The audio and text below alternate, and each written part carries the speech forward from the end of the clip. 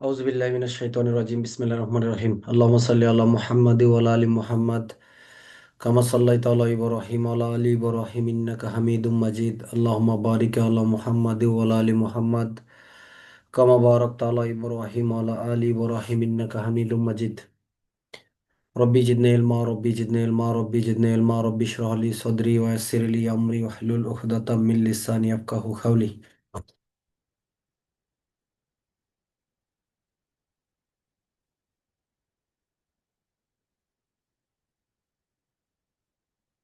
দণ্ডবিধি আইনে আলোচনা গতকালকে ছিল আমাদের কত পর্যন্ত জানি 70, না সরি 63 ধারা পর্যন্ত। 63, তাই না? আচ্ছা। সাক্ষ্য আইন 1872, তাই না? এন সাক্ষ্য আইন হিসেবে অভিহিত হবে, সমগ্র বাংলাদেশে প্রযোজ্য হবে 1952 সালে সেনাবাহিনী, 1953 সালে বিমান বাহিনী, 1961 সালে নৌ শৃঙ্খলা আইনের গঠিত আদালত ব্যতীত সকল সামরিক এবং বেসামরিক আদালতে কি হবে, এই বিধানটা প্রযোজ্য হবে। ধারা হলো সাক্ষ্য আইনের এক ধারা। 3 ধারার সংজ্ঞা: আদালত বলতে সকল জজ ম্যাজিস্ট্রেট সাক্ষ্য গ্রহণের ক্ষমতাপ্রাপ্ত ব্যক্তিকে বোঝাবে। বিষয় বলতে কোনো কিছুর অবস্থা, কোনো সম্পর্ক বা কোনো মানসিক অবস্থা যা সম্পর্কে কোনো ব্যক্তি সচেতন। যে বিষয়গুলোর উপর ভিত্তি করে বিচার কার্যক্রম পরিচালিত হবে তাকে বলা হবে বিচার্য বিষয়। 3 ধারা: যে বিষয়গুলো সরাসরি বিচার্য নয় কিন্তু বিচার্য বিষয় সম্পর্কে সঠিক সিদ্ধান্ত নেওয়া যায় তাকে বলা হয় প্রাসঙ্গিক বিষয়। সাক্ষ্য আইনের 3 ধারা: কোনো অক্ষর, সংখ্যা, চিহ্ন দ্বারা এক বা একাধিক উপায়ে বর্ণিত বিষয়গুলোকে দলিল বলা হয়। দণ্ডবিধি আইনের 29 ধারা: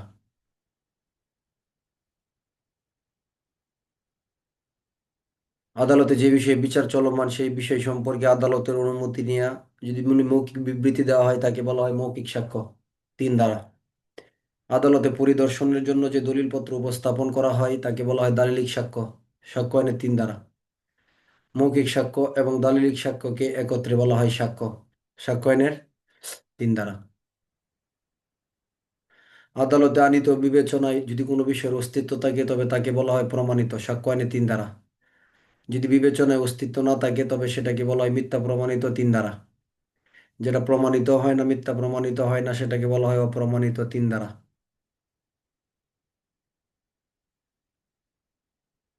যে সমস্ত সাক্ষ্যের মাধ্যমে কোনো অপরাধীকে শনাক্ত করা যায়, ভিকটিমকে শনাক্ত করা যায়, কোনো অপরাধকে প্রমাণিত বা মিথ্যা প্রমাণিত করা যায়, সেই সমস্ত সাক্ষ্যকে বলা হয় কি? বস্তুগত সাক্ষ্য। সেই সমস্ত সাক্ষ্যকে বলা হয় বস্তুগত সাক্ষ্য। উদাহরণ দিবেন: রক্ত, পায়ের ছাপ, হাতের ছাপ ইত্যাদি। সাক্ষ্য আইনের 3 ধারা হলো ডিজিটাল বা ইলেকট্রনিক রেকর্ড। যে সমস্ত রেকর্ড ডিজিটাল বা ইলেকট্রনিক উপায়ে প্রস্তুত এবং সংরক্ষিত হয় সেগুলোকে বলা হয় ডিজিটাল বা electronic record. Audio record, video record, সিসিটিভির ফুটেজ ইত্যাদি। ডিজিটাল স্বাক্ষর বলতে তথ্য ও যোগাযোগ প্রযুক্তি আইনের 2 ধারার যে ডিজিটাল স্বাক্ষর তাকে বোঝানো হয়। স্বাক্ষর সার্টিফিকেট বলতে তথ্য ও যোগাযোগ প্রযুক্তি আইনের স্বাক্ষর সার্টিফিকেটকে বোঝানো হয়। আদালতে কোনো বিষয় প্রমাণিত না হওয়া পর্যন্ত বা মিথ্যা প্রমাণিত না হওয়া পর্যন্ত, দুইভাবে বলতে পারবেন এই কথা, কোনো অসুবিধা নেই। তাহলে এটা অনুমান করতে পারে বা অনুমান করবে। তাহলে কোনো বিষয় এখনো কি হয় নাই? মিথ্যা প্রমাণিত হয় নাই অথবা প্রমাণিত হয় নাই, তাহলে কি করবে? আদালত অনুমান করবে যে এটা কি এখনো প্রমাণিত হয় নাই, নাহলে প্রমাণ করার জন্য কি করবে? নির্দেশ প্রদান করবে। ঠিক আছে, দুইভাবেই নেবেন, যেভাবেই হোক। তাহলে নির্দেশ প্রদান করবে যে আপনারা প্রমাণ করেন, নাহলে প্রমাণিত বলে আদালত কি করবেন? অনুমান করে নেবেন। আরেকটা হলো আপনার চূড়ান্ত প্রমাণ। কোনো বিষয় একবার প্রমাণিত হলো, এই বিষয়টাকে আর কি করবে না, মিথ্যা প্রমাণিত করার জন্য আর কোনো সাক্ষ্য গ্রহণে করার কোনো সুযোগ যখন না দেওয়া হয় তখন সেটা হবে চূড়ান্ত প্রমাণ। এই ছিল প্রথম অধ্যায়। দ্বিতীয় অধ্যায় বিষয়ের প্রাসঙ্গিকতা। সাক্ষ্য আইনের 5 ধারা: প্রত্যেক বিচার্য প্রাসঙ্গিক বিষয় সম্পর্কে সাক্ষ্য দেওয়া যায়, ইহা ছাড়া অন্য কোনো বিষয় সম্পর্কে সাক্ষ্য দেওয়া যায় না। অন্য কোনো বিষয় কি করা যাবে না? সাক্ষ্য দেওয়া যাবে না। 5 ধারা। তাহলে আপনি ফজলে রাব্বি, তাই না? আপনি রাশেদুলকে মৃত্যু ঘটানোর উদ্দেশ্যে আপনি ফজলে রাব্বি, আপনি রাশেদুলকে মৃত্যু ঘটানোর উদ্দেশ্যে মারাত্মক অস্ত্র দ্বারা আঘাত করলেন। মারাত্মক অস্ত্র দ্বারা আঘাত করে রাশেদুলের মৃত্যু ঘটাইলেন। প্রশ্ন বুঝছেন? তাহলে আপনি ফজলে রাব্বি রাশেদুলকে মৃত্যু ঘটানোর অভিপ্রায়ে বা ইচ্ছায় মারাত্মক অস্ত্রের মাধ্যমে আঘাত করলেন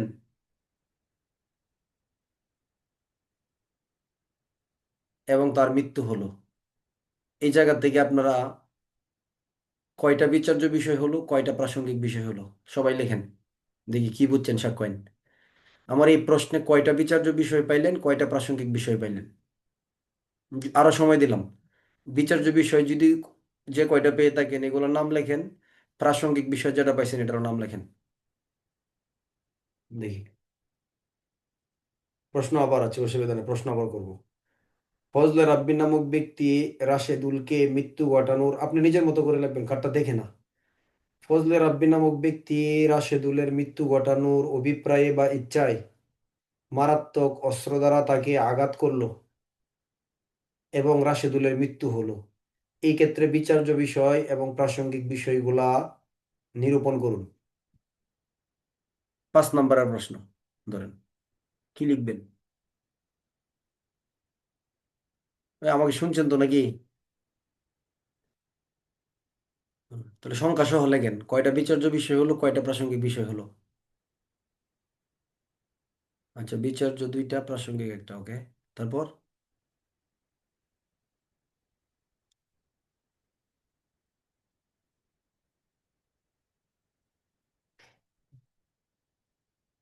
বিচার্য 2টা, বিচার্য বিষয় 2টা, প্রাসঙ্গিক বিষয় 1টা।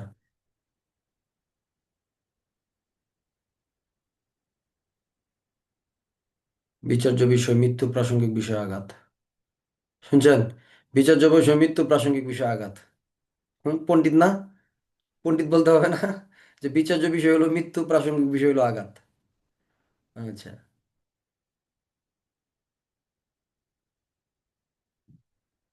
এগুলো প্রশ্ন হওয়া তো হয়েছে, তো প্রশ্ন এটা সেম প্রশ্নটাই হয়েছে পরীক্ষায়, মূল বই থেকেই করছে। আচ্ছা, এই প্রশ্নের উত্তরে হলো বিচার্য বিষয় হলো 3টা, প্রাসঙ্গিক বিষয় হলো 1টা। বিচার্য বিষয় কয়টা? 3টা, প্রাসঙ্গিক বিষয় হলো 1টা। মানে 3টা বিষয় নিয়ে বিচার করা যাবে এখানে। কি কি? একটা হলো যে মৃত্যু ঘটানোর অভিপ্রায় বা ইচ্ছা, এটা একটা বিচার্য বিষয়, যে আসলে সে মৃত্যু ঘটানোর ইচ্ছা ছিল কিনা। যদি কোনো অপরাধের ভিতরে অভিপ্রায় না থাকে তাহলে কি অপরাধ সংগঠিত হবে? বলেন। অপরাধের উপাদান কয়টা? 4টা না? তাহলে অপরাধগুলাই তো অভিপ্রায়, অপরাধগুলাই তো হলো বিচার্য বিষয় নাকি? তাহলে এখানে বিচার্য বিষয় বলতে অপরাধ কয়টা হয়েছে? তার খুন করার জন্য তার ইচ্ছা ছিল, এটা একটা অপরাধ। তারপরে আঘাত করছে, আঘাত একটা বিচার্য বিষয়। তারপরে কি? তার মৃত্যু হয়েছে, এটা একটা বিচার্য বিষয়। আর প্রাসঙ্গিক বিষয় কি? কিসের দ্বারা আঘাতটা করছে? অস্ত্র দ্বারা। অস্ত্রটা হলো প্রাসঙ্গিক বিষয়। অস্ত্রটা হলো কি বিষয়? প্রাসঙ্গিক বিষয়। তাহলে বিচার্য বিষয়, বিচার্য বিষয় হলো 3টা: অভিপ্রায় বা ইচ্ছা, আঘাত, মৃত্যু। আর প্রাসঙ্গিক বিষয় হলো কি? অস্ত্র। বুঝছেন? টোটাল সাক্ষ্য আইনে এই বিচার্য আর এই প্রাসঙ্গিক বিষয় সম্পর্কে সাক্ষ্য দেওয়া যাবে, অন্য কোনো বিষয় সম্পর্কে সাক্ষ্য দেওয়া যাবে না। দ্বারা হলো কত? 5। যে ঘটনাগুলো সরাসরি বিচার্য নয় কিন্তু বিচার্য ঘটনার অংশ সেগুলো প্রাসঙ্গিক সাক্ষ্য আনে 6 দ্বারা। প্রাসঙ্গিক ঘটনার বা বিচার্য ঘটনার উপলক্ষ, কারণ, পরিণাম সাক্ষ্য আনে 7 দ্বারা। কোনটা সঠিক? বিচার্য ঘটনার উপলক্ষ, কারণ, পরিণাম প্রাসঙ্গিক। ক। বিচার্য ঘটনা সংঘটিত হওয়ার পরিবেশ প্রকাশ করে। খ। বিচার্য ঘটনা সংঘটিত হওয়ার সুযোগ সৃষ্টি করে। গ। তাহলে প্রাসঙ্গিক কোনটা সঠিক হবে? সঠিক উত্তর কি হবে? সব কয়টাই সঠিক। সব কয়টাই সঠিক। সাক্ষ্য আনে কত দ্বারা? 7 দ্বারা। উদ্দেশ্য, প্রস্তুতি, পূর্ববর্তী, পরবর্তী, আচরণ প্রাসঙ্গিক কত দ্বারা? 8 দ্বারা। কত? এগুলো যদি মনে না রাখেন যখন প্রশ্ন পড়াবো তখন কিন্তু সাক্ষ্য আইনের ক্ষেত্রে আরো নতুন মাত্রা যুক্ত হবে। অতএব সূচিতে যদি আপনি, যদি এইগুলা সূচি যে জায়গাগুলা বা আমাদের যেটুকু পড়ে আসছি এই জায়গাগুলো যদি ক্লিয়ার না থাকেন তাহলে কিন্তু প্রশ্ন বুঝতে আপনার কি হবে? কষ্ট হয়ে যাবে। এগুলো কিন্তু আমরা অনেক আলোচনা করছি, বারবার অনেকবার রিভিশন দিছি, আবার শেষ করে আবার পড়ছি, আবার চলতেছে, কিন্তু চলতেই থাকবে ইনশাল্লাহ। ঠিক আছে, এইটাই তো। দ্বারা মনে থেকে প্রশ্ন বুঝে উঠতে পারবেন না, এই প্রশ্ন বুঝবেন ইনশাল্লাহ, সমস্যা নেই, এই সমস্যাটা প্রথম হইতেই পারে, ঠিক হয়ে যাবে ইনশাল্লাহ এটা। আপনি যার পিছে যে জিনিসের পিছনে ছুটবেন সেটা আপনি পাবেন, বুঝছেন? আপনি যার পিছনে ছুটবেন এটা আপনি পাবেন, এটাই হয়, এটাই স্বাভাবিক বিষয়। ধরেন আপনি এখন দেখতেছেন আপনার আশেপাশে সব লোক টাকা পয়সা উপার্জন করে ফেলতেছে, সম্পদশালী হয়ে যাচ্ছে। তা আপনি টাকা ও পয়সা উপার্জনের জন্য আপনিও লেগে যান, আপনিও পরিশ্রম করেন, আপনিও কোনো কিছু একটা করেন, দেখবেন আপনার কাছে চলে আসবে, এটা এটা আসেই। এখন যদি আপনি খালি আশেপাশে দেখে খালি মনে করেন ইস, খালি ইস ইস করতে থাকেন আর হিংসা করতে থাকেন, আপনি তো শুরু করেন না ভাই, আপনি তো শুরু করেন নাই, তাহলে আপনার আসবে কোথা থেকে? বিষয়টা এরকম না? যে কোনো বিষয় শুরু করলেই এটার ভিতর থেকে কিছু না কিছু আসবেই, এটা আপনাকে মাথায় রাখতে হবে। ঠিক আছে। হুম। আমার প্রশ্নের বাইরে আপনারা কিছু লিখবেন না, কারণ আমরা সাক্ষ্য একটু আলোচনা করি, দণ্ডবিধির আলোচনা আছে, আপনাদের প্রশ্ন করলে আমি আপনাদের প্রশ্নের উত্তর না দিলে মনে হয় যে আপনারা কষ্ট পান, এই জন্য উত্তর দেওয়ার চেষ্টা করি, এই জন্য লিখবেন না কিছু। আচ্ছা, সাক্ষ্য আইনের 9 দ্বারা প্রাসঙ্গিক ঘটনার ব্যাখ্যা বা উপস্থাপনা আবশ্যকীয় ঘটনা। তাহলে প্রাসঙ্গিক ঘটনার ব্যাখ্যা বা, তাহলে সাক্ষ্য আইনে দুইটা বিষয় সম্পর্কে সাক্ষ্য দেওয়া যায়, তাই না? বিচার্য বিষয় এবং কি বিষয়? প্রাসঙ্গিক বিষয়। এটা কত দ্বারা? 5 দ্বারা। আবার প্রাসঙ্গিক ঘটনা সম্পর্কে কিচ্ছা কাহিনীগুলোও প্রাসঙ্গিক হতে পারে, কত দ্বারা? 9 দ্বারা। কত দ্বারা? তাহলে প্রাসঙ্গিক ঘটনা অস্ত্র ছিল না, তাহলে অস্ত্র নিয়ে যে এত এত কথা বলবেন, আদালত বলবে এগুলো বলা যাবে না, এরকম না। এই অস্ত্র সম্পর্কে যে বিবরণ দিচ্ছেন, এটাও প্রাসঙ্গিক সাক্ষ্য আইনের কত দ্বারা? 9 দ্বারা। তাহলে সাক্ষ্য আইনের 9 দ্বারা কিসের বিশ্লেষণ? কিসের বিশ্লেষণ হচ্ছে? প্রাসঙ্গিক যে ঘটনা বা বিষয়, এটার বিশ্লেষণগুলো প্রাসঙ্গিক সাক্ষ্য আইনের কত দ্বারা? 9 দ্বারা। সাক্ষ্য আইনের 10 দ্বারা হলো অভিন্ন অভিপ্রায় প্রসঙ্গে ষড়যন্ত্রকারীর কথা কার্য, ষড়যন্ত্রের সাথে অন্য ব্যক্তিদের যদি কার্যক্রম মিল থাকে, অভিপ্রায় যদি এক হয়ে থাকে, তাহলে এটাও প্রাসঙ্গিক ঘটনা। যেগুলো অন্য কোনোভাবে প্রাসঙ্গিক নয় সেগুলো যেভাবে প্রাসঙ্গিক। বিচার্য বা প্রাসঙ্গিক বিষয়ের সাথে গড়মিল বা অসঙ্গতিপূর্ণ হলো প্রাসঙ্গিক। বিচার্য বিষয়ের সাথে কি গড়মিল, বিচার্য বিষয়ের সাথে গড়মিল বা অসঙ্গতিপূর্ণ হলে, আর একটা হলো বিচার্য বিষয়ের সাথে এক হয়ে এর অস্তিত্ব বা অস্তিত্বহীনতাকে সম্ভব বা অসম্ভব করে তুললেও কি হবে? প্রাসঙ্গিক হবে। দ্বারা হলো সাক্ষ্য আইনের কত দ্বারা? 11 2 দ্বারা। 12 দ্বারা ক্ষতিপূরণের মামলার ক্ষেত্রে আদালত যদি হার নির্ধারণ করতে সমর্থ হয়, প্রাসঙ্গিক। 13 দ্বারা অধিকার ও প্রতার অস্তিত্ব প্রাসঙ্গিক। 14 দ্বারা মামলার বিচার্য বিষয়ে যদি দেহ কি সম্পর্কিত হয়ে থাকে, মনের অবস্থা দেহের অবস্থা সম্পর্কে হয়ে থাকে, তাহলে মনের অবস্থা দেহের অবস্থা প্রাসঙ্গিক হবে। শর্ত কি? যদি এটা ইচ্ছা জ্ঞান, সরল বিশ্বাস, হঠকারিতা, ব্যক্তি বিশেষের প্রতি বিদ্বেষ বা মঙ্গল কামনার অভিপ্রায় দ্বারা সৃষ্ট হয়। 14 দ্বারা কোনো কাজ ইচ্ছাকৃত নাকি আকস্মিক হলো, এটা কিভাবে বোঝা যাবে? এটা আদালত কি অনুমান করে বুঝে নিবে? এটা কি কোনো আদালত অনুমান করে বুঝে নেবে, নাকি ওই ব্যক্তির ব্যবহার দেখে বুঝে নেবে, ওই ব্যক্তির বংশমর্যাদা দেখে বুঝে নেবে, নাকি একই ঘটনা তার পূর্বের পুনরাবৃত্তি ছিল কিনা সেটা দেখে বুঝবে? 15 দ্বারা ব্যবসায়ের ক্ষেত্রে যাবতীয় রীতির অস্তিত্ব প্রাসঙ্গিক। সাক্ষ্য আইনের 16 দ্বারা স্বীকৃতি কোনো মৌখিক, লিখিত বা ডিজিটাল রেকর্ডে কোনো বিবৃতি যা বিচার্য প্রাসঙ্গিক বিষয় সম্পর্কে সিদ্ধান্তের সূচনা করে। 17 দ্বারা সাক্ষ্য আইনে 18 দ্বারা মামলার পক্ষ বা পক্ষের প্রতিনিধি, প্রতিনিধিত্বমূলক চরিত্রবাদী, মামলার স্বার্থ সংশ্লিষ্ট ব্যক্তি এবং যাহার নিকট থেকে স্বার্থ প্রাপ্তি ঘটিয়াছে সেই সকল ব্যক্তি আদালতে প্রকাশ্যে বা অপ্রকাশ্যে স্বীকৃতি প্রদান করতে পারেন। 18 দ্বারা তৃতীয় পক্ষের ব্যক্তির বিবৃতি অথবা মামলার পক্ষের সাথে যাহার সম্পর্ক প্রমাণ করার দায়িত্ব, এই ব্যক্তির বিবৃতি স্বীকৃতি হিসেবে গণ্য হবে। 19 দ্বারা মামলার পক্ষ কর্তৃক কোনো ব্যক্তির নাম ব্যক্ত করা হলে ব্যক্তকৃত ব্যক্তির বিবৃতি স্বীকৃতি হিসেবে গণ্য হবে। 20 দ্বারা স্বীকৃতির প্রমাণ। সাক্ষ্য আইনে স্বীকৃতি যে ব্যক্তি দেয়, স্বীকৃতি সবসময় তার কি, তার বিরুদ্ধে বা তার প্রতিনিধির বিরুদ্ধে বিরোধী পক্ষ প্রমাণ করতে পারে। 21 দ্বারা আমি বলছি দলিলটা ভালো, রায়হান বলতেছে দলিলটা কি, জাল। তাহলে এই দলিলটা যে বলতেছে আমার স্বীকৃতি কি, দলিল ভালো, রায়হান কি বলতেছে, দলিলটা জাল। তাহলে রায়হানের স্বীকৃতি কয়জনের স্বীকৃতি হলো এখানে? 2 জনের।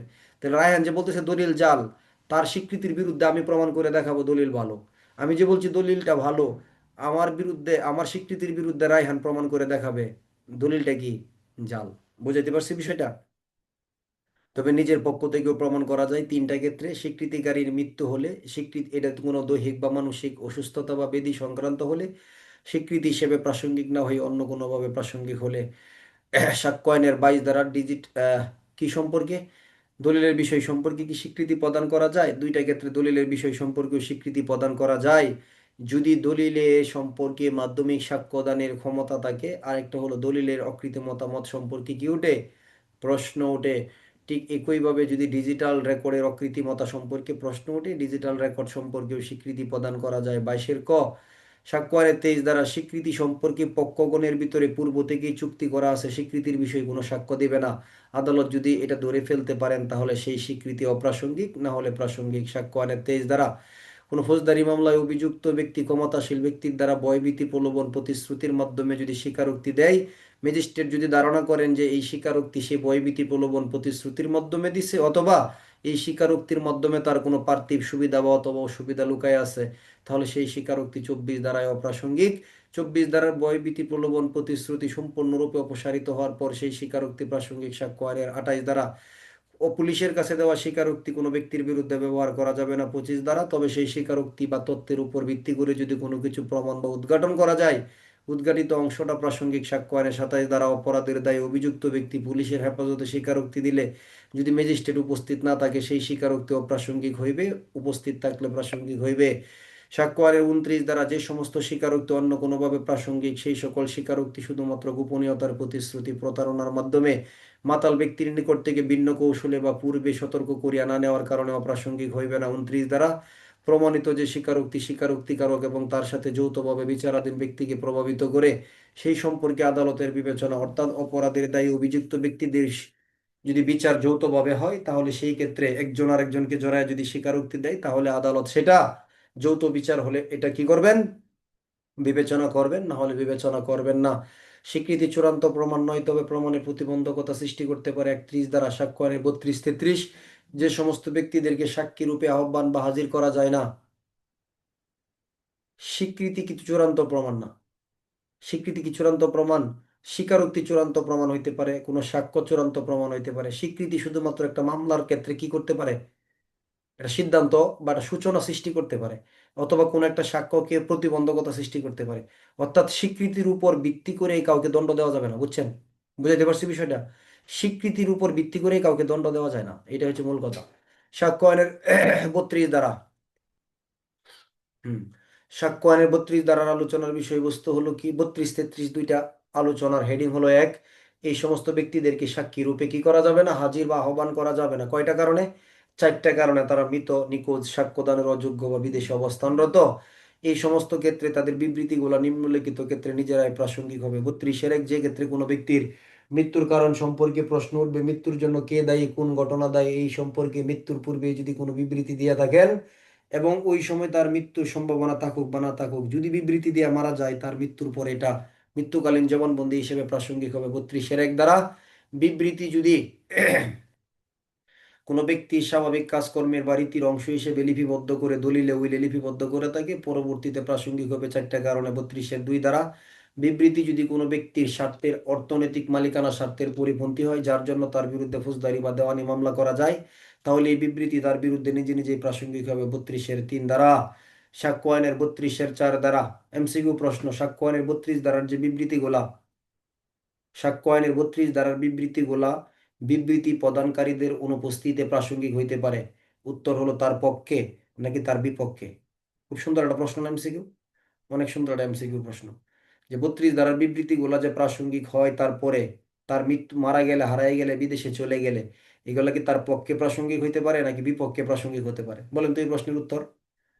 এই প্রশ্নের উত্তর যারা দিতে পারবেন তারা আসলে খুব ভালো বুঝছেন 32 ধারাটা।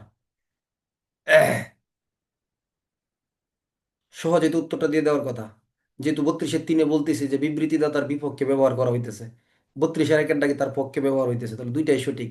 এই বিবৃতিগুলা কোনো বিবৃতিদাতার পক্ষেও যাইতে পারে, আবার কি যাইতে পারে? বিপক্ষেও যেতে পারে। ঠিক আছে? এই চিন্তা করতে হবে, কিন্তু চিন্তার বিষয়। সাক্ষ্য আইনের 32-এর 4 দ্বারা বিবৃতি যদি কোনো ধরনের সর্বসাধারণ অধিকার প্রথার অস্তিত্ব সম্পর্কে হয়ে থাকে, মারা গেলে, হারায় গেলে, বিদেশে চলে গেলে, সাক্ষ্যদানের অযোগ্য হলে প্রাসঙ্গিক।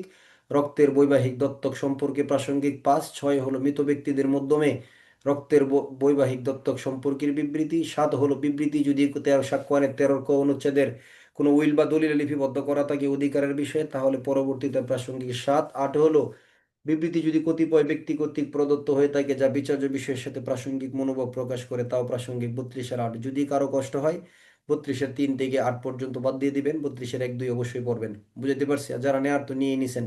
আচ্ছা, আশা করি আপনারা সবাই নিছেন। সাক্ষ্যায়নে 33 দ্বারা কোনো সাক্ষ্যে দেওয়ার বিবৃতির সত্যতা প্রমাণ করার জন্য পরবর্তী মামলায় উক্ত সাক্ষ্যের প্রাসঙ্গিকতা কোনো ব্যক্তি উপযুক্ত আদালতে বা কর্তৃপক্ষের কাছে একবার সাক্ষ্য দিয়ে যদি পরে মারা যায়, হারায়া যায়, বিদেশে চলে যায়, সাক্ষ্যদানের অযোগ্য হয়ে যায়, অথবা বিরোধী পক্ষ তাকে সরাইয়া রাখে, তাহলে পরবর্তী মামলায় একই ঘটনা বা ভিন্ন ঘটনায় প্রমাণের জন্য তার পূর্বের বিবৃতি নিম্নের 3টা শর্তে প্রাসঙ্গিক। যদি পরবর্তী মামলা একই পক্ষ বা তার প্রতিনিধিদের মাধ্যমে হয়, যদি পূর্বে তাকে জেরা করার সুযোগ অধিকার লাভ করে থাকে, এবং আরেকটা হলো কি, যদি প্রথমত মামলার বিচার্য প্রশ্নের সাথে পরবর্তী মামলার বিচার্য প্রশ্ন কি থাকে, এক থাকে। আচ্ছা, অসুবিধা নাই। নতুন বেচে আবার ফৌজদারি কার্যবিধি শেষে সাক্ষ্য শুরু হবে, আপনারা ওইখানে আবার পড়বেন সাক্ষ্য আইনটা, তাই না? তখন আপনাদের জন্য এটা আবারও ক্লিয়ার হয়ে যাবে ইনশাল্লাহ, অসুবিধা নেই। আর যারা আগে থেকে আমাদের এখানে সাক্ষ্য আইন পড়ছেন, আমার কাছে এরকম বিশ্বাস করি না আমি যে সাক্ষ্য আইনে আপনাদের জটিলতা আছে বলে আমার বিশ্বাস হয় না।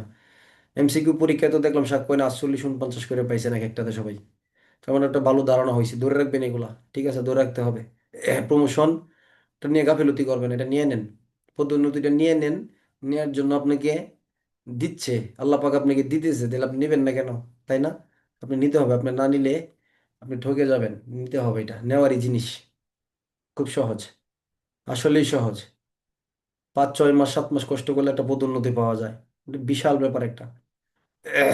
আমার চেহারাই পরিবর্তন হয়ে যাবে, বিশ্বাস হয় না?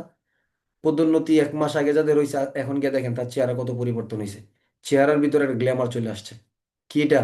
এটা একটা আনন্দের ব্যাপার, এটা একটা উৎফুল্লতা, এটা একটা প্রফুল্লতা, এটা একটা মানসিক শান্তি, আত্মতৃপ্তি, এটা একটা সম্মান। 100% চেহারা। আমার অফিসে আশেপাশে যারা পদোন্নতি হয়েছিল, অনেকে আমরা রিকুইজিশন দিয়ে নিয়ে আসছি আমাদের এখানে, দেখি চেহারা আচরণ সবকিছুর পরিবর্তন হয়ে গেছে। কারণ এটা আল্লাহ পাক তার মর্যাদা কি করছে, বৃদ্ধি করছে। কি বৃদ্ধি করছে না? এটা ঘটবেই।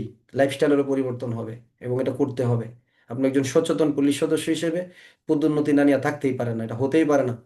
এটা মানতেই পারবি না, মানতেই পারবেন না, এটা মানা উচিত না। আল্লাহ দিবে। যদি বলেন এইভাবে কেন বলতেছেন, আল্লাহর কাছে চাই নিয়ে নিবেন জোর করে। আচ্ছা, নেন। হ্যাঁ, আমাদের সঞ্জিদা আপু অনেক ভালো স্টুডেন্ট, কিন্তু পদোন্নতিটা হলো না। আপুর জন্য দোয়া করবেন। আচ্ছা, নেন। সাক্ষ্য আইনের পরবর্তী ধারা হলো কত জানি বলতেছিলাম, মনে করেন আবার দণ্ডবিধির ক্লাস আছে কিন্তু।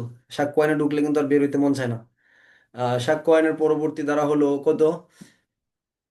33, 33 চলে গেল, 34 ধারা হলো হিসাবের খাতায়। তাই না? হিসাবের খাতায় লিপিবদ্ধ বিষয় প্রাসঙ্গিক কার প্রয়োজনে? আদালতের প্রয়োজনে। হ্যাঁ, হাফিজ ভাইয়ের জন্য দোয়া করবেন। আদালতের অনুসন্ধানের প্রয়োজনে, তবে এটার উপর ভিত্তি করে কাউকে চূড়ান্ত দায় প্রদান করা যায় না। সাক্ষ্যনে 34 দ্বারা, সাক্ষ্যনে 35 দ্বারা কর্তব্য প্রসঙ্গে সরকারি কোনো নথিতে যদি কোনো বিষয় লিপিবদ্ধ করা হয়ে থাকে, তাহলে সেটা প্রাসঙ্গিক হবে। সাক্ষ্য আইনের কত দ্বারা? হুম, সাক্ষ্য আইনের তার মানে অন্য আইন ভালো পড়াই না। কেউ বলে স্যার আপনি ফৌজদারি খুব ভালো পড়ান। আবার অনেকে বলে স্যার দণ্ডবিধি আপনার কাছ থেকে বুঝছি। আবার অনেকে বলে স্যার আপনি মাইনরিটি গুলো খুব ভালো পড়ান, মাইনরিটি গুলো আপনার কাছ থেকে বুঝছি। আবার আপনার অনেকে বলেন সাক্ষ্য আইন। তাই না? তাহলে এক একজনের কাছে এক এক রকম আর কি। যাক, আল্লাহ ভরসা। আচ্ছা, যেগুলো দুর্বল আছি এগুলো আপনাদের কাছ থেকে শিখে নিব ইনশাল্লাহ। নেন। লেখালেখি বন্ধ করার জন্য বলছিলাম, তাই না? তাহলে মানে বন্ধ রাখতে হবে মেসেজটা।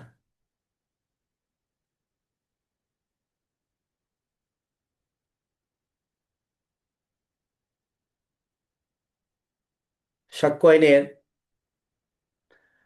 পদোন্নতি হবে না হবে এটা নিয়ে কখনো চিন্তা করি নাই, কিন্তু পদোন্নতি পরীক্ষায় অংশগ্রহণ করার জন্য বা পদোন্নতির জন্য চেষ্টার কোনো ত্রুটি রাখি নাই। রিজিকের মালিক আল্লাহ, হ্যাঁ। হয়তো নির্দিষ্ট সময় হতে পারে বা না হতে পারে, সেটা ভিন্ন কথা। কিন্তু আপনার যেন কোনো ত্রুটি না থাকে। দেওয়ার মালিক আল্লাহ, আপনি জোর করে এটা নিতে পারবেন না, আল্লাহ চাইলে হবে।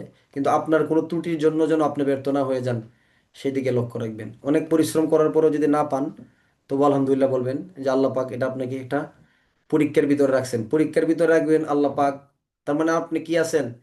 আল্লাহ পাকের নিয়ন্ত্রণে আছে, মানে আপনাকে পরীক্ষা করতেছে, ভালোবাসে, এই জন্য পরীক্ষার ভিতরে পড়ছেন। যাদেরকে আল্লাপাক ছেড়ে দিছে একবারে, একবারে ছেড়ে দিছে, শুনেও শুনে না, তাই না? বুঝেও বুঝে না, দেখেও দেখে না। আছে না সূরা বাকারাতে সুম্মুম বুকমুম, আছে না? যে এরা কি করবে না, এদেরকে একবারে ছেড়ে দিছে, এদের প্রতি আল্লাহর আর কোনো কি নাই, দায়িত্ব নাই, এদেরকে কোনো পরীক্ষা ফেলবে না। যত ইচ্ছা তত পড়তে থাকুক। আচ্ছা, ওকে, নেন সাক্ষ্য আইনের পরবর্তী ধারা হলো 35। তাহলে 35 দ্বারা সরকারি দলিল প্রাসঙ্গিক হওয়ার পূর্ব শর্ত কি, সবাই উত্তর দেন। সরকারি দলিল প্রাসঙ্গিক হওয়ার পূর্ব শর্ত সমূহ লিখুন। এই প্রশ্নটা পরীক্ষাতে আসলো, কি উত্তর দিবেন? লিখবেন সরকারি দলিল প্রাসঙ্গিক হওয়ার পূর্ব শর্ত সমূহ নিম্নে আলোচনা করা হলো। 1 নাম্বার, এটা সরকারি কর্মচারী কর্তৃক লিপিবদ্ধ হইতে হবে। সরকারি কোনো দলিলে রেজিস্টারে নথিতে লিপিবদ্ধ হইতে হবে। এটা অবশ্যই বিচার্য এবং প্রাসঙ্গিক বিষয় সম্পর্কে হইতে হবে। তখন কি কি হবে? প্রাসঙ্গিক হবে। সাক্ষ্য আইনের 35 দ্বারা, সাক্ষ্য আইনের 35 দ্বারা সরকারি দলিল প্রাসঙ্গিক সরকারি কোনো নথিতে, কোনো রেজিস্টারে, কোনো দলিলে, নাকি কোনো ডিজিটাল রেকর্ডে, নাকি সব কয়টাই সঠিক? সব কয়টাই কি হইতে পারে? সঠিক হইতে পারে। তার মানে অনলাইন জিডিমিডি যেগুলা প্রাসঙ্গিক, এগুলা কিন্তু 35 দ্বারাতেই হবে। স্বাক্ষরের 36 দ্বারা মানচিত্র পরিকল্পনায় প্রকাশিত চার্ট বা নকশা প্রাসঙ্গিক। কয়টা শর্তে? 2টা শর্তে। সরকার কর্তৃক প্রণীত হলে, বিক্রয়ের জন্য, জনসাধারণের কাছে বিক্রয়ের জন্য হলে। সাক্ষ্য আইনের 37 দ্বারা, 37 দ্বারা হলো আদালতকে যখন কোনো জ্ঞাতব্য বা সর্বসাধারণের জ্ঞাতব্য বিষয় সম্পর্কে সিদ্ধান্ত নিতে হয়, তখন এই বিষয়গুলো প্রাসঙ্গিক হলো 2টা শর্তে। যদি বাংলাদেশে অথবা কোনো ব্রিটিশ পার্লামেন্টে পাশ করা হয়ে থাকে সেই ক্ষেত্রে। 38 দ্বারা আইন গ্রন্থের অন্তর্ভুক্ত আইন প্রাসঙ্গিক 2 শর্তে, যদি এটা কি হয়, সরকার কর্তৃক প্রণীত হয় অথবা আদালতের কোনো নজিরের বিজ্ঞপ্তিতে রিকুট আকারে, গেজেট আকারে প্রকাশ করা হয়। 39 দ্বারা মামলার কোনো বিষয় সম্পর্কে, কোনো দলিলের বিষয় সম্পর্কে, কোনো ধরনের বিষয় সম্পর্কে যখন আদালতে সাক্ষ্য দিবেন, মূল অংশ, মূল সারমর্মর বিষয়ে কি করবেন? সাক্ষ্য দিবেন, সব অংশ সম্পর্কে নয়। 39 দ্বারা রায় যখন প্রাসঙ্গিক। সাক্ষ্য আইনের 40 দ্বারা পূর্ববর্তী মামলার রায়ের মাধ্যমে পরবর্তী মামলার বিচার নিষিদ্ধ করা যেতে পারে। সাক্ষ্য আইনের কত দ্বারা? 40 দ্বারা, অর্থাৎ রায় প্রাসঙ্গিক। সাক্ষ্য আইনের 41 দ্বারা প্রবেট এখতিয়ার, এডমিরালটি, বিবাহ সম্পর্কিত রায়ের ক্ষেত্রে প্রাসঙ্গিক এবং পরিণাম। সাক্ষ্য আইনের 41 দ্বারা। 42 দ্বারা আজকের মামলার যেটা বিচার্য বিষয় পূর্ববর্তী তার মামলার রায়ের বিষয়ের সাথে মিল আছে, তাহলে পূর্বের রায় আজকে প্রাসঙ্গিক। সাক্ষ্য আইনের 42 দ্বারা আজকের বিচার্য বিষয়ের সাথে পূর্বের রায়ের গড় মিল, তাহলে পূর্বের রায় আজকের বিচার্য প্রশ্নে অপ্রাসঙ্গিক। 43 দ্বারা রায় অযোগ্য, আদালতের মাধ্যমে, যোগসাজশের মাধ্যমে, লেনদেনের মাধ্যমে, ঘুষের মাধ্যমে রায় আদায় করা হয়েছে, এরকম আদালতের রায় অযোগ্য দেখানো যেতে পারে। 44 দ্বারা সাক্ষ্য আইনের 45 দ্বারা আদালতকে যখন কোনো বিদেশি আইন, বিজ্ঞান, চারুকলা, হস্তাক্ষর, টিপসই এবং কোনো ধরনের বস্তুগত সাক্ষ্য, ডিজিটাল বা ইলেকট্রনিক রেকর্ড, হাতের চাপ, পায়ের চাপ, কোনো ধরনের ভাষা শনাক্ত, ব্যক্তি বা প্রাণী শনাক্তের প্রশ্নে আদালতকে সিদ্ধান্ত নিতে হয়, তখন এই সমস্ত বিষয়ের প্রশ্নে যারা অভিজ্ঞ বা জানে তাদেরকে বলা হয় বিশেষজ্ঞ, এবং তাদের অভিমত প্রাসঙ্গিক। সাক্ষ্য আইনের 45 দ্বারা 45-এর করতে হলো কোনো বস্তুগত সাক্ষীর বিষয় পরীক্ষা করার জন্য আদালতের প্রয়োজনে এবং আদালতকে সম্বোধন পূর্বক করাইতে হবে। 46 দ্বারা বিশেষজ্ঞের অভিমতের সাথে সংশ্লিষ্ট বিষয় প্রাসঙ্গিক। 46 দ্বারা সাক্ষ্য আইনে 47 দ্বারা হস্তাক্ষর সম্পর্কে পরিচিত ব্যক্তির অভিমত প্রাসঙ্গিক। 47-এর ক কোনো ডিজিটাল স্বাক্ষর সম্পর্কে অভিমতের প্রাসঙ্গিকতা। সাক্ষ্য আইনের 48 অধিকার ও প্রথার অস্তিত্ব সম্পর্কে অভিমত প্রাসঙ্গিক। 49 দ্বারা প্রচলিত রীতিনীতি, মতবাদ, ধারণা সম্পর্কে যাদের জ্ঞান লাভের সুযোগ আছে, ধারণা আছে, তাদের বিশেষজ্ঞ হোক বা না হোক, তাদের অভিমত প্রাসঙ্গিক। সাক্ষ্য আইনের 49 দ্বারা আত্মীয়তার সম্পর্কে সম্পর্কে অভিমত প্রাসঙ্গিক। সাক্ষ্য আইনের 50 দ্বারা মতামতের হেতু যখন কোনো জীবিত ব্যক্তির অভিমত প্রাসঙ্গিক, যে সকল বিষয়ের উপর ভিত্তি করে তিনি মতামতগুলো প্রদান করেন সেগুলো প্রাসঙ্গিক, অর্থাৎ বিশেষজ্ঞ ব্যক্তি তার এই বিষয়গুলো পরীক্ষা নিরীক্ষা করে দেখাইতে পারবেন। সাক্ষ্য আইনের 52 দ্বারা দেওয়ানি মামলায় কথিত আচরণ প্রমাণ করার জন্য চরিত্র অপ্রাসঙ্গিক, কারণ দেওয়ানি মামলার ক্ষেত্রে সাধারণত চরিত্র মূলত বিচার্য বিষয় না, বিষয় হলো কি দলিল, দখল ইত্যাদি, তাই না? চরিত্র প্রাসঙ্গিক হওয়ার পূর্ব শর্ত কয়টা? 2টা। মামলাটার দেওয়ানি নাকি ফৌজদারি, এবং চরিত্র বিচার্য বিষয় কিনা। 52 দ্বারা 2টা আলোচনা কিন্তু মনে রাখবেন। আর মূল আলোচনা কি? যেহেতু দেওয়ানি মামলা চরিত্র নিয়ে, রেজা ভাই চরিত্র নিয়ে কথা বলতেছে, রেজা এবং উসমান গনি দুইজনের ভিতরে জমাজমি নিয়ে বেজাল। উসমান গনি বলতেছে রেজার চরিত্র ভালো না, যেখানে যা সেখানে বিয়ে করে, যেখানে যা সেখানে ডাকাতি করে, ইত্যাদি ইত্যাদি, তাই না? আদালত বলবে সে বিয়ে করে, তাতে আপনার কি হয়েছে? জমির দলিল আপনি দেখান, আপনি দলিলের দখল দেখান, তাই না? আপনি তার চরিত্র নিয়ে কথা বলে কোনো লাভ নাই, বুঝছেন? সাধারণত কথা হলো এটা। কত? 52 দ্বারা। 53 দ্বারা পূর্ববর্তী ফৌজদারি মামলার ক্ষেত্রে ভালো চরিত্র বা সৎ চরিত্র প্রাসঙ্গিক। সাক্ষ্য আইনের 53 দ্বারা পূর্ববর্তী অসৎ চরিত্র উত্তরদান প্রসঙ্গ ব্যতীত অন্যভাবে প্রাসঙ্গিক নয়। অর্থাৎ পূর্বের চরিত্র যে খারাপ, এটা ফৌজদারি মামলায় গ্রহণযোগ্য না। তবে যদি কোনো উত্তর দিয়ে দেয় তাহলে সেই ক্ষেত্রে খারাপ চরিত্র কি হয়ে যাবে?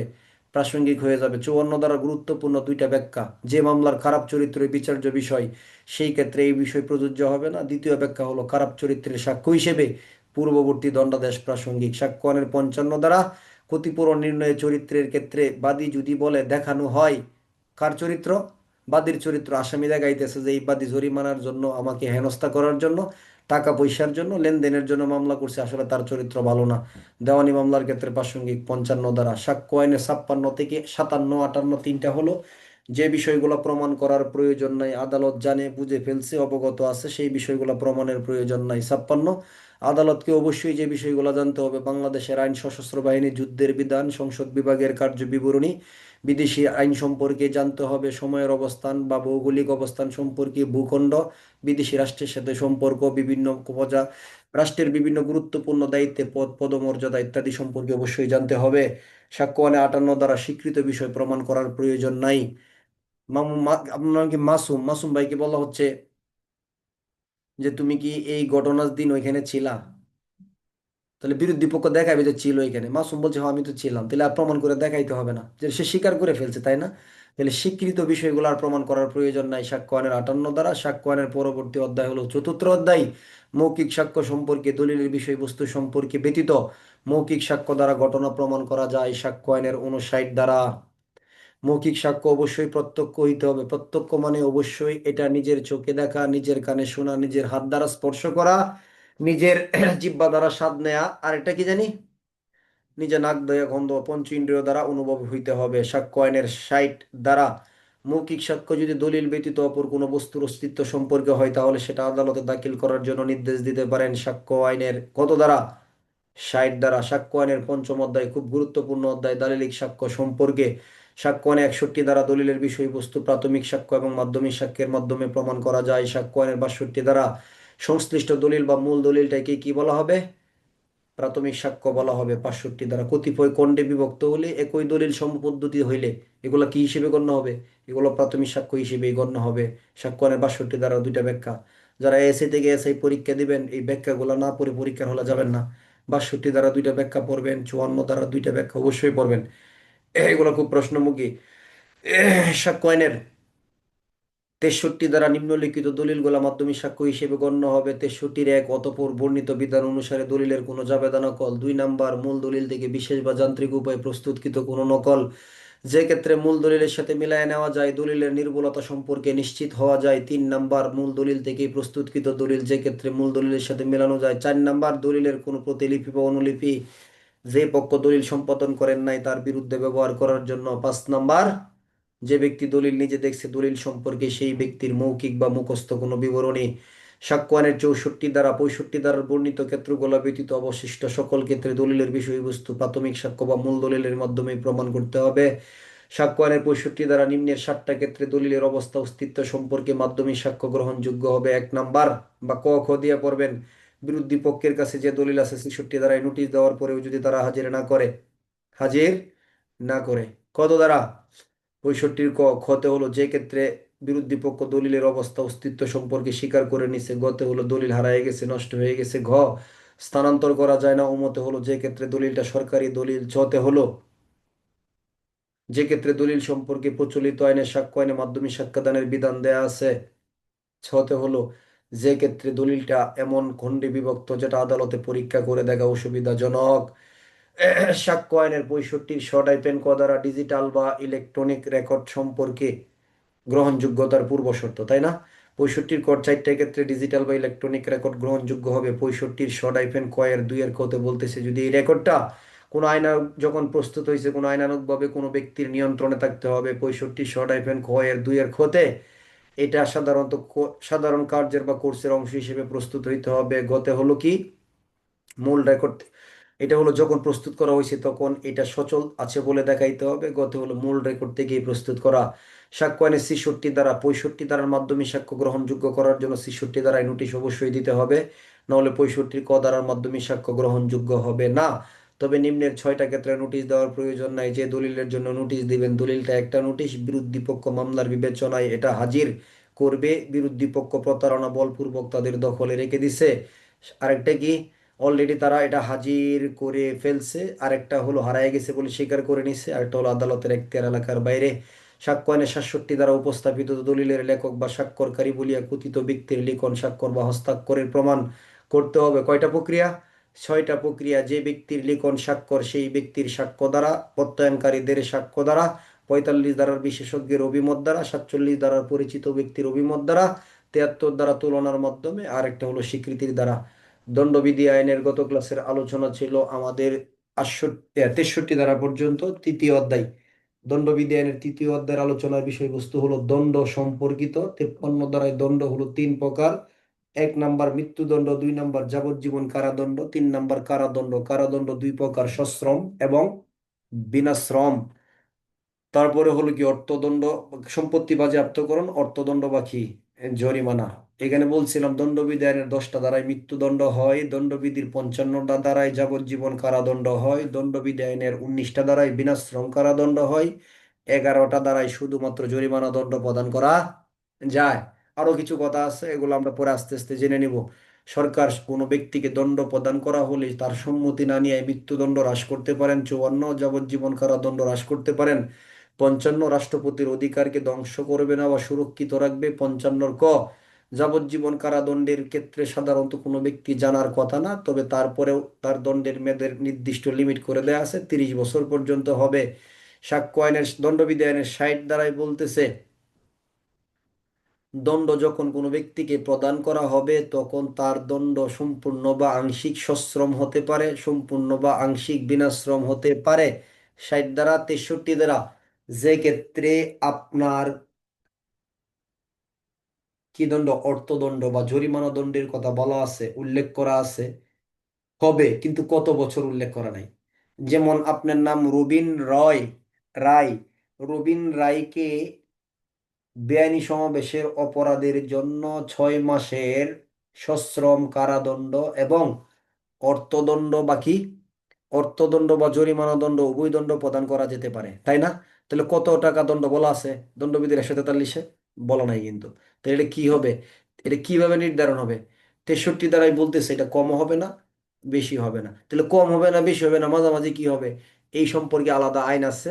এটা জুডিশিয়ালি যারা পরীক্ষা দিবেন, বিজেএস বাংলাদেশ জুডিশিয়ালি পরীক্ষা যারা দিবেন, এই সম্পর্কে অনেক নিয়ম কানুন আছে। এখন কি জুডিশিয়ালি পরীক্ষার জন্য আমাদের বেশি দরকার নাকি পদোন্নতি নেওয়ার দরকার? পদোন্নতি নেওয়ার দরকার, অতএব আমরা ওই দিকে যাওয়ার সুযোগ সাধারণত এই মুহূর্তে নাই। সাক্ষ্য আইন পর দণ্ডবিধান এই পর্যন্ত ছিল কালকে নাকি? আজকে যে জায়গাটা পড়বো আপনি একবারে নিশ্চিত ভাবে থাকেন ইনশাল্লাহ। এটা লিখিত পরীক্ষার প্রশ্ন দিন দিন হচ্ছে, কারণ এই তৃতীয় অধ্যায়টা গুরুত্বপূর্ণ হয়ে যাচ্ছে দিন দিন। এই আপনার এখানে এমসিকিউ প্রশ্ন তো প্রতি বছরই হচ্ছে, 2 পদে হয়। এমসিকিউ প্রশ্নের পাশাপাশি লিখিত প্রশ্নের জন্য ওই জায়গাটা খুব গুরুত্বপূর্ণ। দণ্ডবিধির 64 থেকে 74 দ্বারা আশা করি ভালো লাগবে, আমি বলবো এরপর আপনাদের কাছ থেকে শুনবো ইনশাল্লাহ। রেডি? তাহলে দণ্ডবিধির 64 থেকে, দণ্ডবিধি আইনের 75 দ্বারা 64 থেকে 74 হয় 11টা, 75 হয় 12টা। এই 12টা দ্বারা আমি বলবো, যদি মনে করেন যে খুব ভালোভাবে নিতে পারছি, তখন আমরা চতুর্থ অধ্যায় জেনারেল এক্সেপশন বা সাধারণ ব্যতিক্রমের আলোচনা শুরু করব। তাহলে আমরা আগে এটা আলোচনা করি। দণ্ডবিধি আইনের 64 দ্বারা, বই সবাই খুলে রাখবেন নাকি? খুলে রাখবেন না বই বন্ধ রাখবেন যদি বুঝতে চান ক্লাসটা? আচ্ছা, 64 থেকে এই যে জায়গাগুলা, এগুলা দণ্ড সম্পর্কিত, দণ্ডের বিষয়ে আলোচনা কিরকম হয় হতে পারে। তখন ভিতরে গিয়ে প্রত্যেকটা ধারার লাস্টে যখন দণ্ড শব্দগুলা দেখবেন, তখন কিন্তু আপনার একটা দর্পণ স্বরূপ আয়নার মতো স্বচ্ছ মনে হবে যে হ্যাঁ আমি বুঝছি এই বিষয়টা। এই জায়গাগুলো আমরা না পড়লেও হয়তো পারতাম, 1-2টা এমসিকিউ ছুটে গেলে কি এমন হয়, কিন্তু ভিতরের দণ্ডবিধি আপনার জন্য কি হবে, সহজ হবে, আপনি বুঝতে পারবেন টোটাল দণ্ডবিধিতেই এটার প্রভাব পড়বে।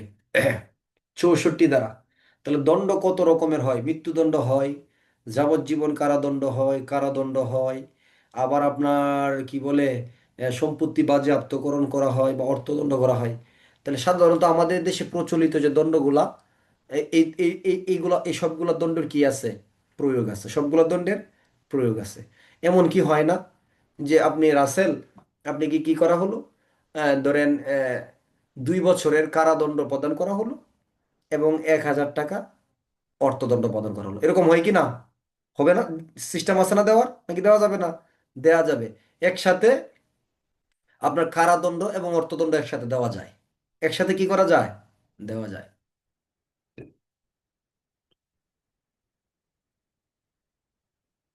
এবং আমাদের দেশে এটারই চর্চা বেশি, যে কারাদণ্ডও দিচ্ছে আবার কি করতেছে, জরিমানা দণ্ড বা অর্থদণ্ড করতেছে। এখন একজন ব্যক্তিকে এমন দণ্ড প্রদান করা হলো যার দণ্ডের পরিমাণ, আমি কিন্তু বইয়ের ভাষাটাই বলবো কিন্তু বোঝানোর জন্য, বইয়ের কথার চাইতে একটু বিচ্ছিন্ন হবে, যে আরো সহজ হওয়ার জন্য, ঠিক আছে? ওটার সাথে সংখ্যা মিলাইতে যাবেন না, সহজে বুঝুন, পরে আপনারা বইয়ের অনুসারে আবার আমি দিয়ে দিব জায়গাটা।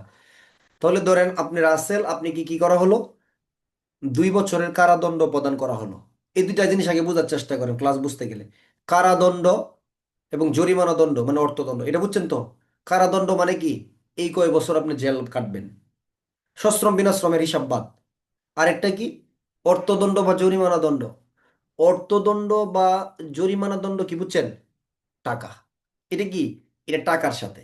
তাহলে একটা হলো আপনি ভিতরে থাকবেন, আরেকটা হলো কি, আপনাকে টাকা পয়সাও দিতে হবে।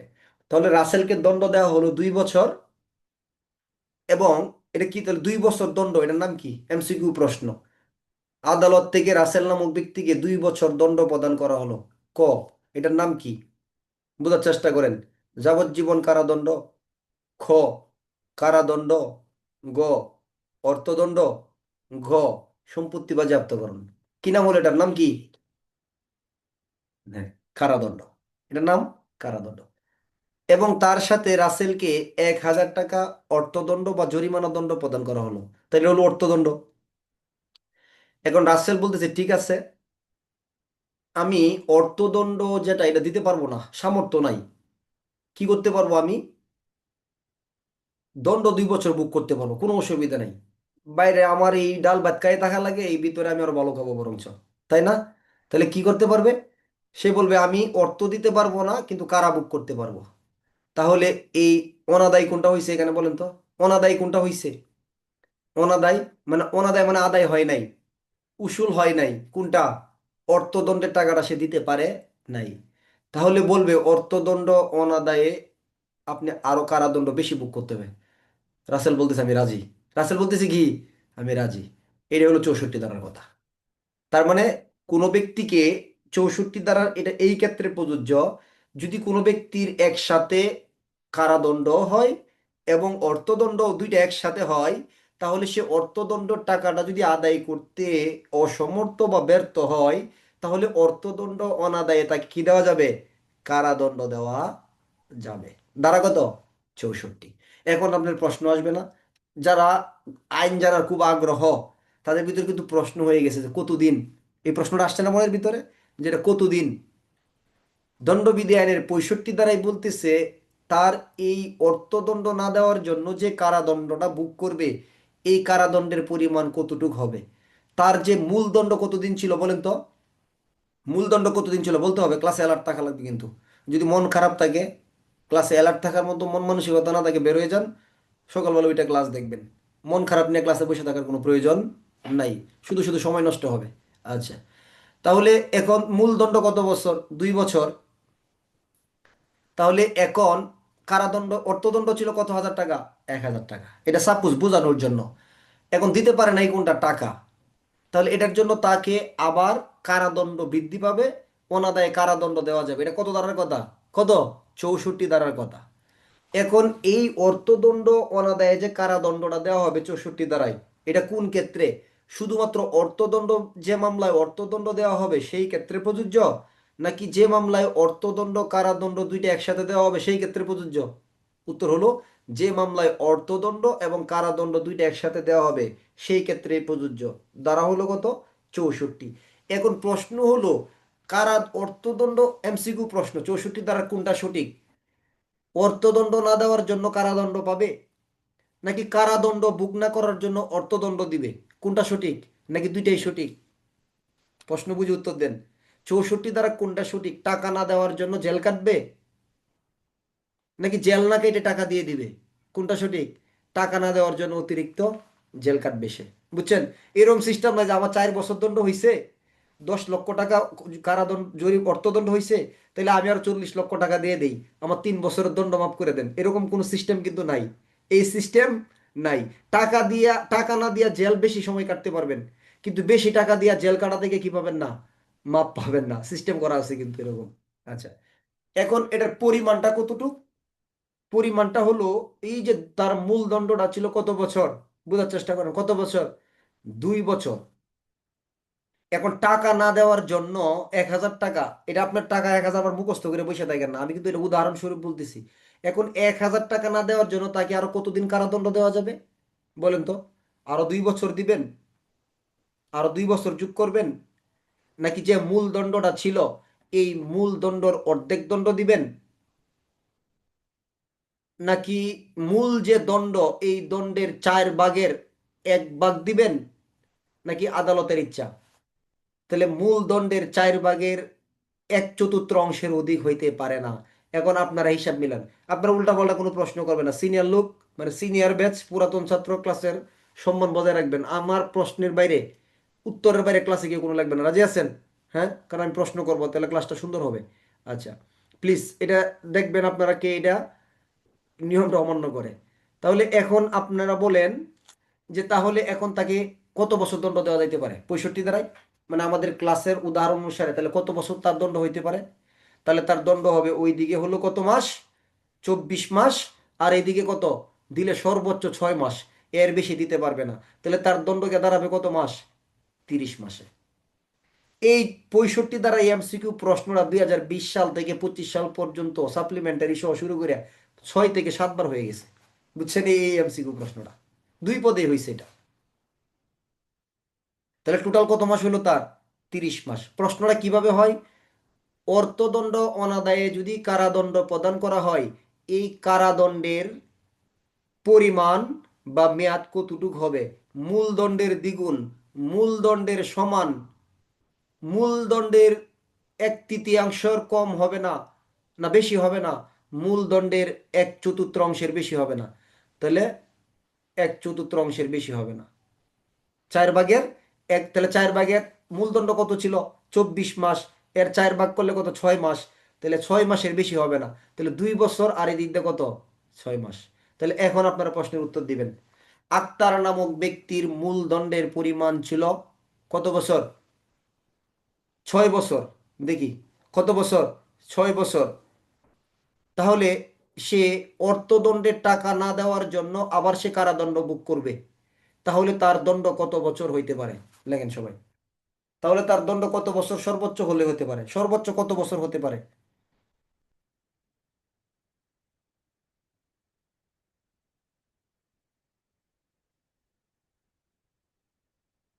তাহলে যদি সর্বোচ্চ দেয় তাকে, তাহলে দিতে হবে কত বছর? ওইদিকে 6 বছর, আর 6 বছরের 4 ভাগ করেন কত? 1.5 বছর, নাকি? 1.5 বছর না?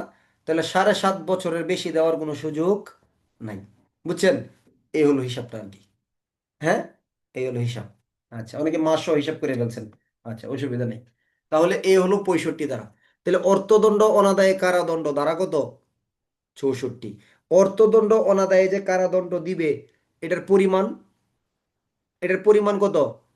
এটার পরিমাণ হলো 4/1, অর্থাৎ 1/4 কি হবে না, অধিক হবে না। ওকে, ডান।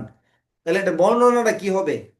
এখন এই যে অতিরিক্ত 6 মাস বা 1.5 বছর যে বুক করবে, এটার বিবরণ, এটার বর্ণনা কিরকম হবে? বর্ণনা মানে কি? এটা কি সশ্রম হবে না বিনাশ্রম হবে? প্রশ্ন আসে না?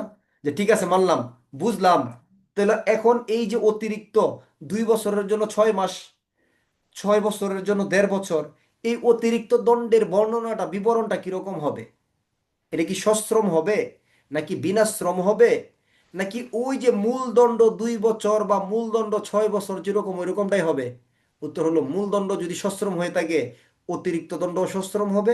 মূলদণ্ড যদি বিনাশ্রম হয়ে থাকে, এই অতিরিক্ত দণ্ডটাও কি হবে? বিনাশ্রমী হবে। দ্বারা হলো দণ্ডবিধি আইনের 66 দ্বারা। সহজ না একদম আলোচনাগুলো? সহজ কি না? এখন বলবেন এগুলো পড়াইতেছেন কেন? আপনারা এমসিকিউ গুলো খুলে দেখেন, প্রতি বছরই পাবেন এই কাহিনীকে। এই বছর এই যে এই যে আবার এই যে 66 দ্বারা, তাহলে 66 দ্বারারও প্রশ্ন হয়েছে যে অর্থদণ্ড অনাদায়ে যদি কারাদণ্ড প্রদান করা হয়, তাহলে অতিরিক্ত কারাদণ্ডের বর্ণনা কিরকম হবে? সশ্রম হবে, বিনাশ্রম হবে, নাকি মূলদণ্ড যেরকম সেরকমই হবে? তাহলে মূলদণ্ড কোনটা? ওই যে প্রথম যে দণ্ড তাকে প্রদান করছিল সেটা। তাহলে তিনটা কথা বলেন, অর্থদণ্ড অনাদায়ী কারাদণ্ড দেওয়া যায় 64, এটার পরিমাণ হলো 4/1 বেশি হবে না। 4/1 বেশি হবে না, কোন 4/1? মূল দণ্ডের। কোন দণ্ডের? মূল দণ্ডের। আর এটার বর্ণনা কিরকম হবে? মূলদণ্ড যেরকম হবে এরকমই হবে। সশ্রম হতে পারে, বিনাশ্রম হতে পারে। দ্বারা কত? 65, 66। কত? 66। এরপরে অসম টসম লেখার দরকার না, ক্লাস করতে থাকেন ভাই, আরো অনেক কিছু আছে সামনে, জানবেন এগুলো। ঠিক আছে, বুঝছেন? এক্সট্রা কিছু লিখবেন না। এরপরে আসেন দণ্ডবিধানের কত দ্বারা। এই যে এই জায়গাগুলো যখন বুঝে ফেলবেন না, তখন ফাউন্ডেশন তৈরি হয়ে যাবে। 76 থেকে গেলে ভালোই লাগতে থাকবে আপনার। মানে আগামী যে দণ্ডবিধির ক্লাসটা আসবে, তখন থেকে আপনি বুঝবেন যে দণ্ডবিধি কত মজার আইন এবং কত ভালো লাগে। কারণ কেন? এই যে আপনি এই আইনগুলা ধারাগুলা নিচ্ছেন, আর আস্তে আস্তে আপনি শক্তিশালী হচ্ছেন। ঠিক আছে। আর এই বর্তমান পদোন্নতি পরীক্ষায় যদি সুপার লেভেলের রেজাল্ট করতে চান, তাহলে দণ্ডবিধি সম্পর্কে আপনার একটা শক্তিশালী দখল লাগবে। নাহলে দণ্ডবিধি আইন নিয়ে কিন্তু পেছে পড়তেছে। ছাত্রদের রেজাল্ট খারাপ হওয়ার প্রধান হাতিয়ার হলো কি? দণ্ডবিধি। ওই যে জাল টাকা পাওয়ার প্রশ্নে বিশেষ ক্ষমতা আইন দিয়ে চলে আসছেন।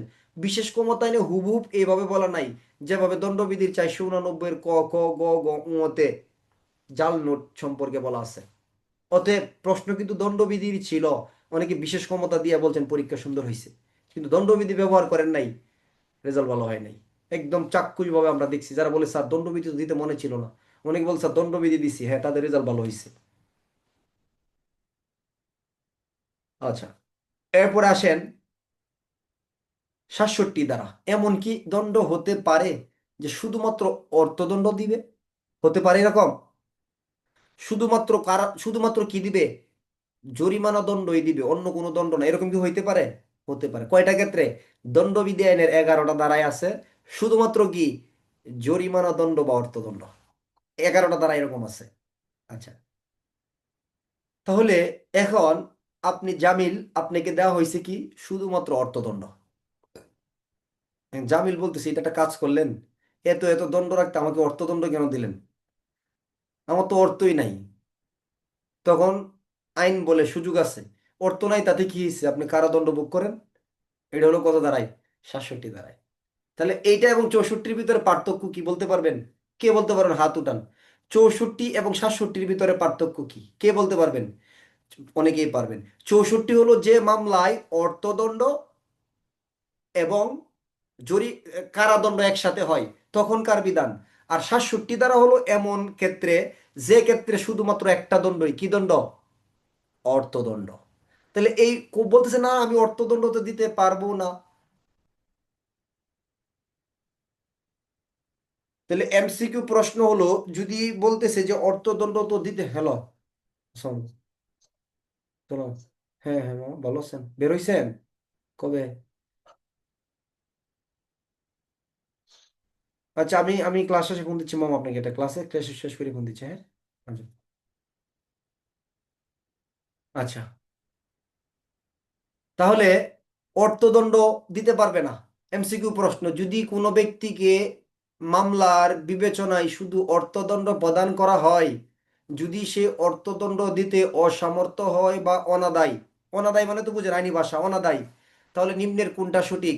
এই ব্যক্তিকে অর্থ প্রদান করার জন্য নির্দিষ্ট সময় বেঁধে দেওয়া হবে। ক, এই ব্যক্তিকে অপরাধের দায় থেকে অব্যাহতি দেওয়া হবে। খ, এই ব্যক্তির মামলা অন্য আদালতে হস্তান্তর করা হবে। গ, অর্থদণ্ডের পরিবর্তে কারাদণ্ড প্রদান করা হবে। ঘ। তাহলে সঠিক উত্তর কি? অর্থদণ্ড অনাদায়ে কারাদণ্ড প্রদান করা হবে। ধারা কত? 67। এটা কত জানেন? 50 টাকা অর্থদণ্ডের জন্য 2 মাস পর্যন্ত। কত? 2 মাস। 100 টাকার জন্য 4 মাস। মানে 4 মাসের কারাদণ্ডের জন্য 100 টাকা পর্যন্ত নিতে পারবে আপনার জন্য। কথা বোঝার চেষ্টা করেন। তাহলে ধরেন আপনার 2 মাসের কারাদণ্ড হয়েছে, তাহলে এটা কত সালের 50 টাকা জানেন? সে 1834 সালের 50 টাকা, 1860 সালের 50 টাকা। তাহলে 2 মাস সমান সমান সমান আমার 2 মাসের কারাদণ্ড হয়েছে বলে আমি পারবো না, তাহলে আমাকে কত টাকা দিতে হবে? অনধিক 50 টাকা, 50 টাকা পর্যন্ত নিতে পারবে। আর যদি 4 মাস, 4 মাসের জন্য হয়ে থাকে, তাহলে 2 মাস সমান সমান 50 টাকা। 4 মাসের অনূর্ধ্ব যে কোনো সময়ের ক্ষেত্রে 100 টাকা অতিক্রম করবে না, এবং অন্যান্য যে কোনো মামলায় অনূর্ধ্ব 6 মাস কি করবে না, অতিক্রম করবে না। তাহলে এখানে টাকার হিসাবটা নাকি কারাদণ্ড ভোগের সময়ের হিসাবটা? সময়ের হিসাব। তাহলে আমাকে কত টাকা অর্থদণ্ড দিছিল? 50 টাকা। স্যার আমি দিতে পারবো না। ঠিক আছে, 2 মাস কারাভোগ করে ফেলেন। আমার হয়েছিল কত টাকা? 100 টাকা। তাহলে আমাকে 100 টাকা আমি দিতে পারি না, তাহলে কয় মাস? ঠিক আছে, 4 মাস ভিতরে থাকেন। এখন আমার অর্থদণ্ড দিছে 10,000 টাকা। কত টাকা? 10,000 টাকা। তাহলে আমাকে কত মাস রাখবে? যত টাকাই হোক, 6 মাসের বেশি রাখতে পারবে না। বুঝছেন? তাহলে 6 মাসের বেশি রাখতে পারবে না। তাহলে এই এমসিকিউ প্রশ্ন কিন্তু এটা হয়েছে বিভাগীয় পদোন্নতি পরীক্ষায়, যে অর্থদণ্ডের ক্ষেত্রে অর্থদণ্ড অনাদায়ে যদি কারাদণ্ড দেওয়া হয়, এটা সর্বোচ্চ মাত্রা কত মাসের বেশি হবে না? 2 মাসের বেশি হবে না, 4 মাসের বেশি হবে না, 6 মাসের বেশি হবে না, 1 বছরের বেশি হবে না। তাহলে সঠিক উত্তর কি হবে? যত টাকায় হোক না কেন, 6 মাসের বেশি সময় কাটা লাগবে না। দ্বারা কত? 67। তাহলে 50 টাকা সমান সমান 2 মাস অনধিক, মানে 2 মাসের কম সময়। 100 টাকা সমান সমান 4 মাস বা তার কম সময়। লক্ষ লক্ষ টাকা সমান সমান 6 মাস বা তার কম সময়। বুঝতে পারছি বিষয়টা? দ্বারা কত? 67 দ্বারা। দ্বারা 67 দ্বারা। আচ্ছা। না, এটা 67 দ্বারা। কি আপনার কোনো সমস্যা, সন্দেহ আছে কবির ভাই? আচ্ছা, তাহলে দ্বারা কত হলো? 67। বিনাশ্রম হবে। এটা বিনা, হ্যাঁ, বালক মিম আপু বালক প্রশ্ন করছে, এটা কি হবে? এটা কিন্তু আবার বিনাশ্রম হবে। এটা কি হবে? এটা বিনাশ্রম হবে। হ্যাঁ, মনে রাখবেন এটা। এটা কি হবে? আবার বিনাশ্রম হবে। হ্যাঁ, অবশ্যই বলবো। দণ্ডবিধির 67 দ্বারা কোনটা সঠিক? কারাদণ্ডে অনাদায়ে অর্থদণ্ড। ক।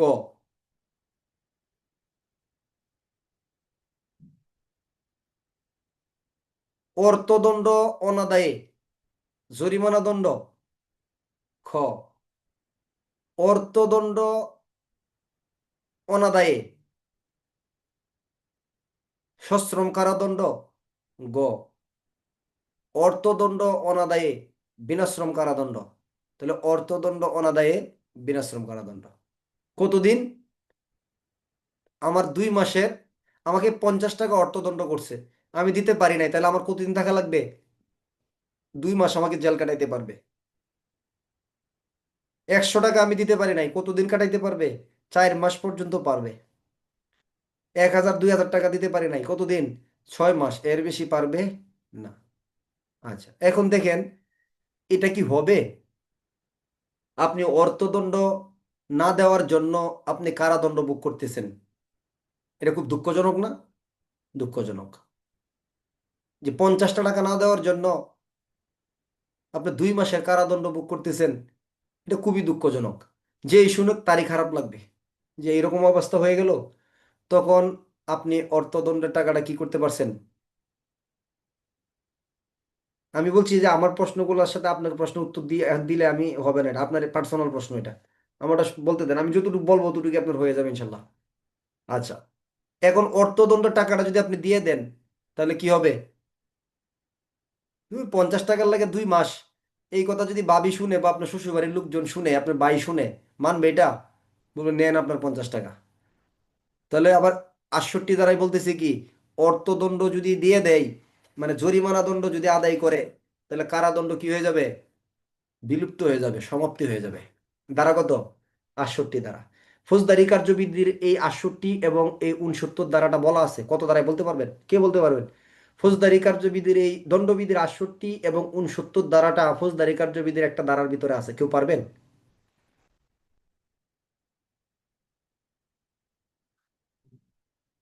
এই কথাটা আছে ফৌজদারি কার্যবিধি আইনের 250 ধারার ভিতরে। কত ধারা? ফৌজদারি কার্যবিধির 250-এর ভিতরে এই দণ্ডবিধি আইনের 68 এবং 69 ধারার কথা বলা আছে। আচ্ছা, এখন মানে কেন বলা আছে জানেন? ওই যে আপনার তুচ্ছ বা বিরক্তিকর বা যে ঘটনাগুলো আছে এগুলার ক্ষেত্রে যদি মামলাগুলা মিথ্যা হয়, তুচ্ছ হয়, তাহলে কি করা হয়? খালাস দিয়ে দেওয়া হয় না আসামিকে, বাদীকে কি করা হয়? কৈফিয়ত তলব করা হয়। যদি না দেয় তাহলে তাকে একটা কি করা যায়? তাকে একটা অর্থদণ্ড দেওয়া হয় না? সংশোধন হয়েছে কিন্তু। এখন এই অর্থদণ্ড যদি সে না দেয় তাহলে সে কি হবে? কারাদণ্ড ভোগ করবে। আবার ইচ্ছা করলে দণ্ডবিধি ৬৮ ৬৯ দ্বারা তার কি বিধানগুলা প্রযোজ্য হবে। আচ্ছা, যাই হোক, আমি আরো সহজ করে দিচ্ছি। তাহলে ৬৮ দ্বারাই কোনটা সঠিক?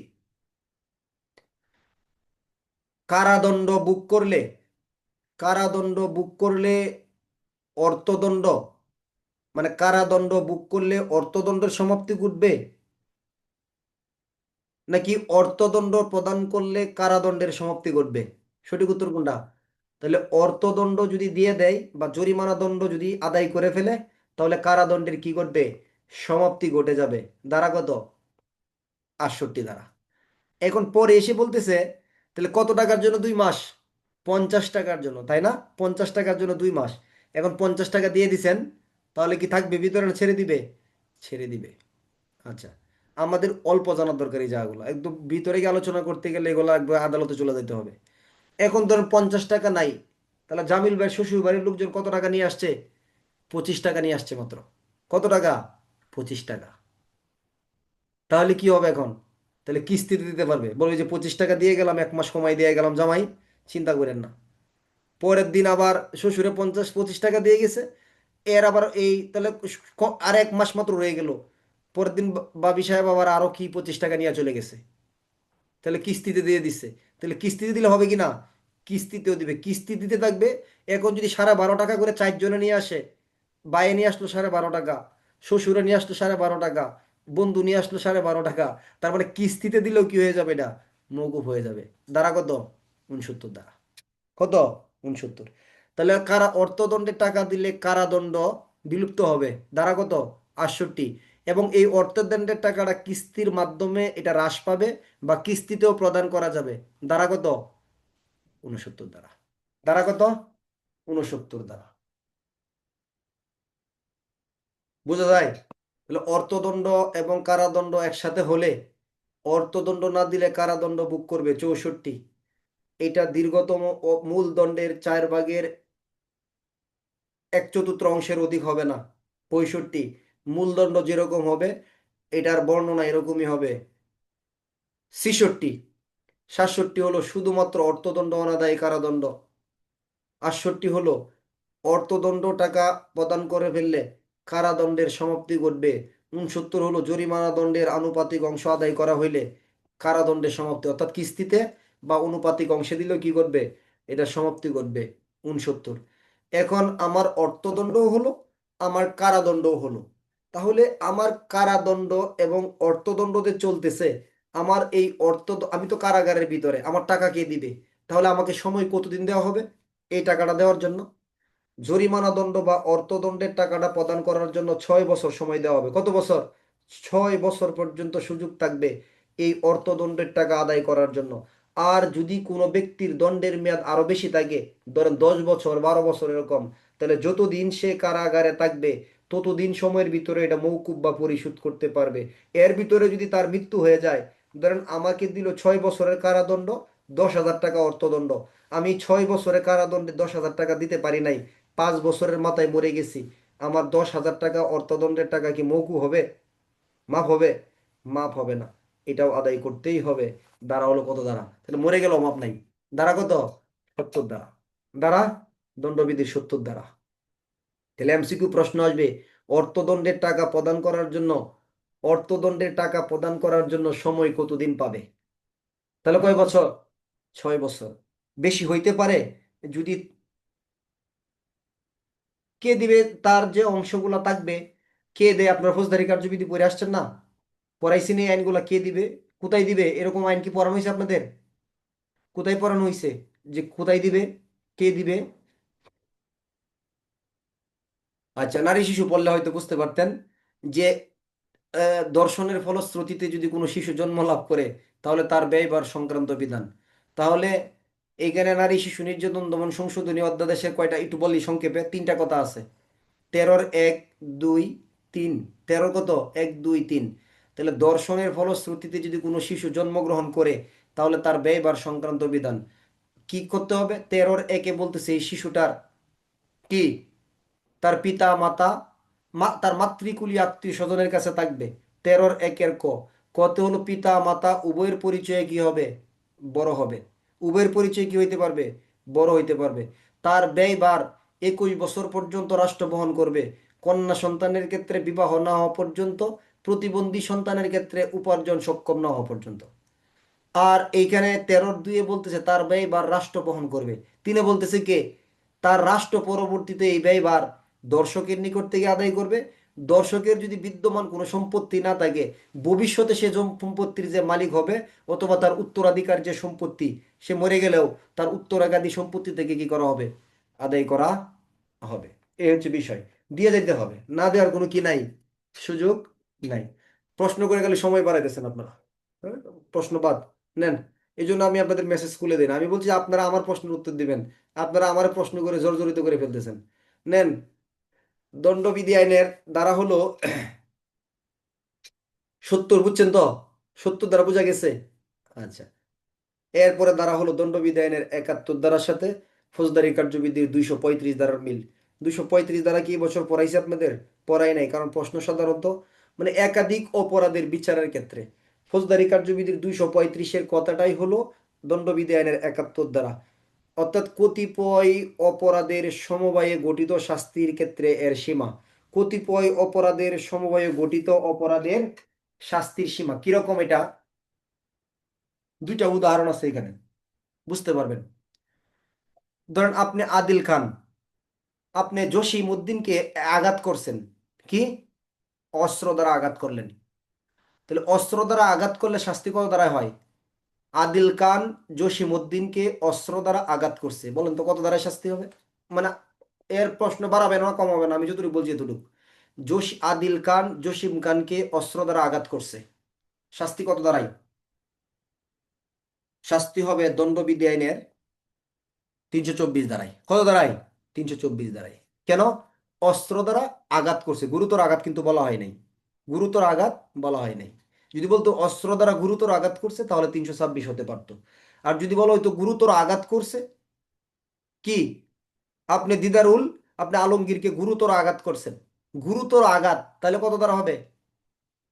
24-23 হবে, 24 হবে, 25 হবে, নাকি 26 হবে? তাহলে হবে 25, গুরুতর আঘাতের জন্য শুধু। ঠিক আছে, এখানে অস্ত্রের কথা বলা নাই। আচ্ছা, পাবেন এগুলো সামনে ইনশাল্লাহ। এখন আঘাতটা কি করছে? যে মারাত্মক অস্ত্র দ্বারা আঘাত করছে। তাহলে মারাত্মক অস্ত্র দিয়ে এমন আঘাত করছে জখমটা মারাত্মক হয় নাই। ধর একটা মারাত্মক অস্ত্র কি? মারাত্মক অস্ত্র কাকে বলে? যেটা দিয়ে গুলি করা যায়, কতল করা যায়, কেটে ফেলা যায়, বিষাক্ত পদার্থ, চেতনানাশক পদার্থ, কোনো ধরনের যন্ত্র, কোনো জন্তু, এগুলা। তাহলে একটা যন্ত্র, ধর একটা চাপাতি দিয়ে আঘাত করছে, দাঁড়ালো সাইডটা দিয়া না, কি উল্টা অংশটা দিয়া আঘাত কয়টা করছে? হাতের এই দিক দিয়েও এই দিক দিয়েও আঘাত করছে, এই দিক দিয়েও আঘাত করছে।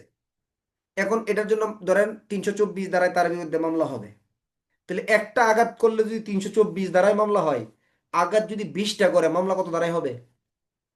324-ই হবে, দ্বারা চেঞ্জ করার কোনো সুযোগ নাই। ধরেন আপনি হাত দ্বারা একজনকে আঘাত করছেন, কত দ্বারা? 323। একটা থাপ্পড় দিলেও 323, 50টা দিলে কি? তো 323 1 বছর শাস্তি। এখন 50টা দিছেন, কিন্তু আঘাতের পরিমাণ কিন্তু এই জায়গায় রয়ে গেছে। অস্ত্র ব্যবহার করেন নাই, তার দাঁতও ভাঙ্গে নাই, তার কানও ফাটে নাই, চোখও অন্ধ হয় নাই। তাহলে একটা দিবেন না 50টা দিবেন? আপনি যদি কাউরে দেন, যদি দিয়েই দেন তাহলে আর একটা দিয়ে ছাড়বেন না, 50টাই দিবেন, কারণ শাস্তি কি সমান কিন্তু, বুঝছেন? তাহলে এখন বলবেন তাহলে না আবার মেরে ফেলে, তার 50টা দিলে কিন্তু আবার বাঁচবে না। এটা আইনের ভাষা আর কি। এখন দণ্ডবিধি আইনের 71-এ বলতেছে যে একজন মাসুম নামক ব্যক্তি জামিল নামক ব্যক্তিকে কি করছে? আঘাত করছে। তাহলে আঘাতের জন্য যদি তার 323 ধারায় মামলা হয়, যদি 50টা আঘাত দ্বারা এই মামলাটা হয়, তাহলে সেই ক্ষেত্রে তার শাস্তির পরিমাণ কি বাড়বে, কমবে, নাকি একই রকম থাকবে? একই রকম তার শাস্তি হবে। শাস্তি তাকে 50 বার আঘাত করার জন্য 50 বছর শাস্তি দেওয়া যাবে না, 323 ধারাতেই রাখতে হবে। এখন জামিলকে যখন আঘাত করতেছে, তখন উসমান গনি আইসা আবার মাসুমকে কি করছে? বাধা দিছে যে ওকে মারবেন না। দ্বিতীয় উদাহরণ, তখন আবার মাসুম কি করছে? উসমান গনিকেও আঘাত করছে। তখন কি শাস্তি এক জায়গায় থাকবে নাকি দুই জায়গায় থাকবে? তখন কিন্তু উসমান গনিকে আঘাত করার জন্য আলাদা শাস্তি ভোগ করবে, মাসুমকে আঘাত করার জন্য আলাদা শাস্তি ভোগ করবে। আর যদি মাসুমকেই খালি চড়াইতেই থাকে, মাইন্ড করেন না, আবার এটা বোঝানোর জন্য, তাহলে কিন্তু ধারা কত থাকবে? 323। এটা 20টা দিলেও 323, 10টা দিলেও 323, একটা দিলেও 323। এখন আরেকজন যে আসছে মাসুমকে সেভ করার জন্য, তাকে যে আবার দিয়ে দিল, তাহলে তার জন্য শাস্তি কি হবে? আলাদা শাস্তি ভোগ করতে হবে। এই কথাটাই বলছে কত দ্বারাই? দণ্ডবিধি আইনের 71 দ্বারাই, যেটা ফৌজদারি কার্যবিধি আইনের 235 দ্বারার চার্জ গঠনের ক্ষেত্রে আলোচনা করা হয়েছে। এরপরে হলো, বুঝছেন? বুঝতে পারছেন বিষয়টা? তাহলে কি বলতেছে? যে কতিপয় অপরাধের সমবায়ে গঠিত। তাহলে কতিপয় অপরাধ মানে কি? অনেকগুলো আঘাত। ইপটিজিং কি? আপনি এক মেয়েকে 10 বার ইপটিজিং করছেন, একটা মেয়েকে 10 দিন ইপটিজিং করছেন, দ্বারা কিন্তু 509, ধরেন সাপোজ, কত দণ্ডবিধির 509। তাহলে এটার জন্য কি আপনাকে 509-এর জন্য 10 দিনের শাস্তি দিবেন? একদিনের, একবারের যে শাস্তি ইপটিজিং এর এটাই দিবে। এখন আপনি 10 দিন 10টা মেয়েকে ইপটিজিং করছেন, 10 জনই আলাদা আপনার বিরুদ্ধে নিছে, তাহলে শাস্তি কি একটা না 10টা মামলায় পাবেন? 10 মামলায় কিন্তু আপনাকে শাস্তি দেওয়া হবে। বুঝাইতে পারছি বিষয়টা? তাহলে একই ধরনের একটা অপরাধ যদি একজন ব্যক্তির বিরুদ্ধেই করে আপনি দণ্ডিত হন, তাহলে এটার জন্য একবারই দণ্ড দেওয়া যাবে, এক রকমের যে দণ্ড সেটাই হবে। ধারা হলো কত? 71 দ্বারা। আর 72 দ্বারা হলো এরকম একটা বিষয়, এটা হলো ফৌজদারি কার্যবিধির 236 দ্বারার সাথে হুবহুব মিল। 72 দ্বারার প্রসেসটা হলো এরকম, যদি আদালত যখন কোনো ব্যক্তির বিচার কার্যক্রম শুরু করছে, এই বিচার কার্যক্রম শুরু করার সময় আদালত এরকম একটা বিষয় দেখতেছে, যে কিরকম, যে কতিপয় অপরাধের একটির জন্য দোষী ব্যক্তির শাস্তি, কিন্তু আদালত যখন শাস্তি প্রদান করবে, শাস্তি বা রায় প্রদান করবে, তখন এই বিষয়টা আদালতে সন্দেহাতীতভাবে প্রমাণ হচ্ছে। যেমন, এটা এমসিকিউ প্রশ্নমুখী হইতে পারে, আপনি সাইফুল্লাহ সর্দার, আপনার বিরুদ্ধে চার্জ গঠন করার যে বিষয়টা এরকম ভাবে আসছে, এটা চুরি, দস্যুতা এবং ডাকাতি, এরকম একটা অপরাধের আপনার জন্য আপনার বিরুদ্ধে হয়েছে। ডাকাতিও বলা হচ্ছে, চুরিও, বা কি দস্যুতা, তিনটার ভিতরে হচ্ছে বড় অপরাধ কোনটা? ডাকাতি, মিডিয়াম দস্যুতা, কম চুরি। কিন্তু আদালতে এরকম ফাইনালি প্রুফড হয় নাই যে এটা কি চুরি করছে, সম্পত্তি হস্তান্তর করছে, এটা ঠিক আছে, এখন কি চুরি নাকি দস্যুতা নাকি ডাকাতি, এই ক্ষেত্রে আদালতের কাছে সন্দেহ। তাহলে সেই সমস্ত মামলায় সকল অপরাধের জন্য একই ধরনের শাস্তির ব্যবস্থা না। তাহলে চুরির জন্য শাস্তি কত বছর? 379 দ্বারাই, 79 দ্বারাই 3 বছর। দস্যুতার জন্য কত বছর? 10 বছর। ডাকাতির জন্য কি? যাবজ্জীবন কারাদণ্ড। তাহলে এখন আদালতের কাছে সন্দেহ হচ্ছে, সঠিকভাবে প্রমাণ হয় নাই, তাহলে আপনাকে এই ক্ষেত্রে শাস্তি প্রদানের ক্ষেত্রে কোনটা দিবে? যেটা সবচেয়ে বড় এটা দিবে, যেটা নাকি সবচেয়ে কম সেটা দিবে, নাকি যেটা মাঝামাঝি সেটা দিবে? পরীক্ষার হলে পড়া না থাকলে এই প্রশ্নের উত্তর সবাই কি দিবে? যেটা মাঝামাঝি সেটা দিবে। কিন্তু আইনের ভাষায় কি? সবচেয়ে কম যেটা, সেটা চুরির শাস্তি তাকে প্রদান করতে হবে। দ্বারা হলো কত? দণ্ডবিধি আইনের 72 দ্বারা। কত দ্বারা? 72 দ্বারা। মেডিকেল সার্টিফিকেটে প্রমাণ হয় নাই, বলতেছে মামলাটা এমন আঘাতের মামলা, বলতেছে 323, আবার এমনও আসতেছে যে 325, আবার বলতেছে মারাত্মক অস্ত্র ছিল, কিন্তু কোনো ধরনের ডিরেক্ট প্রমাণ নাই। এখন আদালত শাস্তি দেওয়ার ক্ষেত্রে কি 323-এরটা দিবে, 325-এরটা দিবে, না 326-এরটা দিবে? যেটা সবচেয়ে কম সেই শাস্তিটাই প্রদান করবে। দ্বারা হলো কত দ্বারা? দণ্ডবিধি আইনের 72 দ্বারা। 73 দ্বারা হলো নির্জন কারাবাস। নির্জন কারাবাস হলো এমন একটা জায়গা যেখানে জনগণের থেকে আপনাকে কি রাখা হবে? আলাদা রাখা হবে। নির্জন কারাবাসের এমসিকিউ প্রশ্ন হইছে, হতে পারে, প্রয়োগ বাস্তবে থাকুক বা না থাকুক। তাহলে নির্জন কারাবাস কোনো ব্যক্তিকে কোন ধরনের অপরাধের দণ্ডের ক্ষেত্রে নির্জন কারাবাস প্রদান করা যায়? সশ্রম কারাদণ্ডের ক্ষেত্রে নাকি বিনাশ্রম কারাদণ্ডের ক্ষেত্রে, নাকি দুইটাই সঠিক? নির্জন কারাবাস প্রদান করবে কোনো অপরাধীকে কোন ধরনের দণ্ডের ক্ষেত্রে? সশ্রম কারাদণ্ড দেওয়া হলে সেই ক্ষেত্রে, নাকি বিনাশ্রমের ক্ষেত্রে? সশ্রম কারাদণ্ডে যদি কোনো ব্যক্তিকে দণ্ডিত করা হয়, তাহলে সেই ক্ষেত্রে তাকে কি করা যাইতে পারে? নির্জন কারাবাস প্রদান করা যাইতে পারে। কতদিনের জন্য? 3 মাস অনধিককাল। 3 মাস সময়ের জন্য তাকে কি করা যাইতে পারে? নির্জন কারাবাসে প্রদান করা যেতে পারে। কতদিনের জন্য? 3 মাস সময়ের জন্য। আর এই 3 মাস, মানে এখানে শর্ত আছে একটা, ডিরেক্ট 3 মাস বললে ভুল হবে। যদি কোনো ব্যক্তির কারাদণ্ডের পরিমাণ এরকম হয় যে অনধিক আপনার 6 মাসের না, মানে 6 মাসের চাইতে কম, তাহলে কতদিন দেওয়া যাবে? 1 মাস।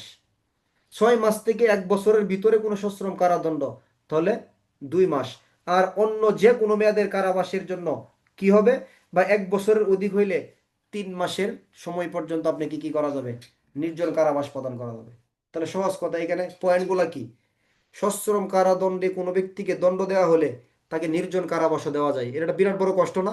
আপনার আশেপাশে কোনো লোক থাকবে না। আচ্ছা, তাহলে এই নির্জন কারাবাস কোন দণ্ডের ক্ষেত্রে প্রযোজ্য? উত্তর হলো সশ্রম কারাদণ্ডের ক্ষেত্রে, নাম্বার 1। নাম্বার 2 হলো কত মাস পর্যন্ত দেওয়া যায়? 3 মাস। কোনো ব্যক্তিকে 6 মাসের সশ্রম কারাদণ্ড যদি দেওয়া হয়, তাহলে কতদিন পর্যন্ত তাকে নির্জন কারাবাস দেওয়া যায়? বলেন 1 মাস। কোনো ব্যক্তিকে 1 বছর পর্যন্ত সশ্রম কারাদণ্ড হইলে কতদিন নির্জন কারাবাস দেওয়া যায়? 2 মাস। 1 বছরের অধিক সশ্রম কারাদণ্ডের ক্ষেত্রে নির্জন কারাবাস দেওয়া যায় কতদিন? 3 মাস। বুঝাইতে পারছি? দ্বারা কত? 73 দ্বারা। দ্বারা হলো 73 দ্বারা।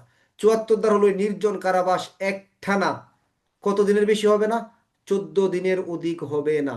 অর্থাৎ 1 মাস হইতে পারে, 2 মাস হইতে পারে, 3 মাস হইতে পারে। তাহলে একটানা কতদিন হবে না?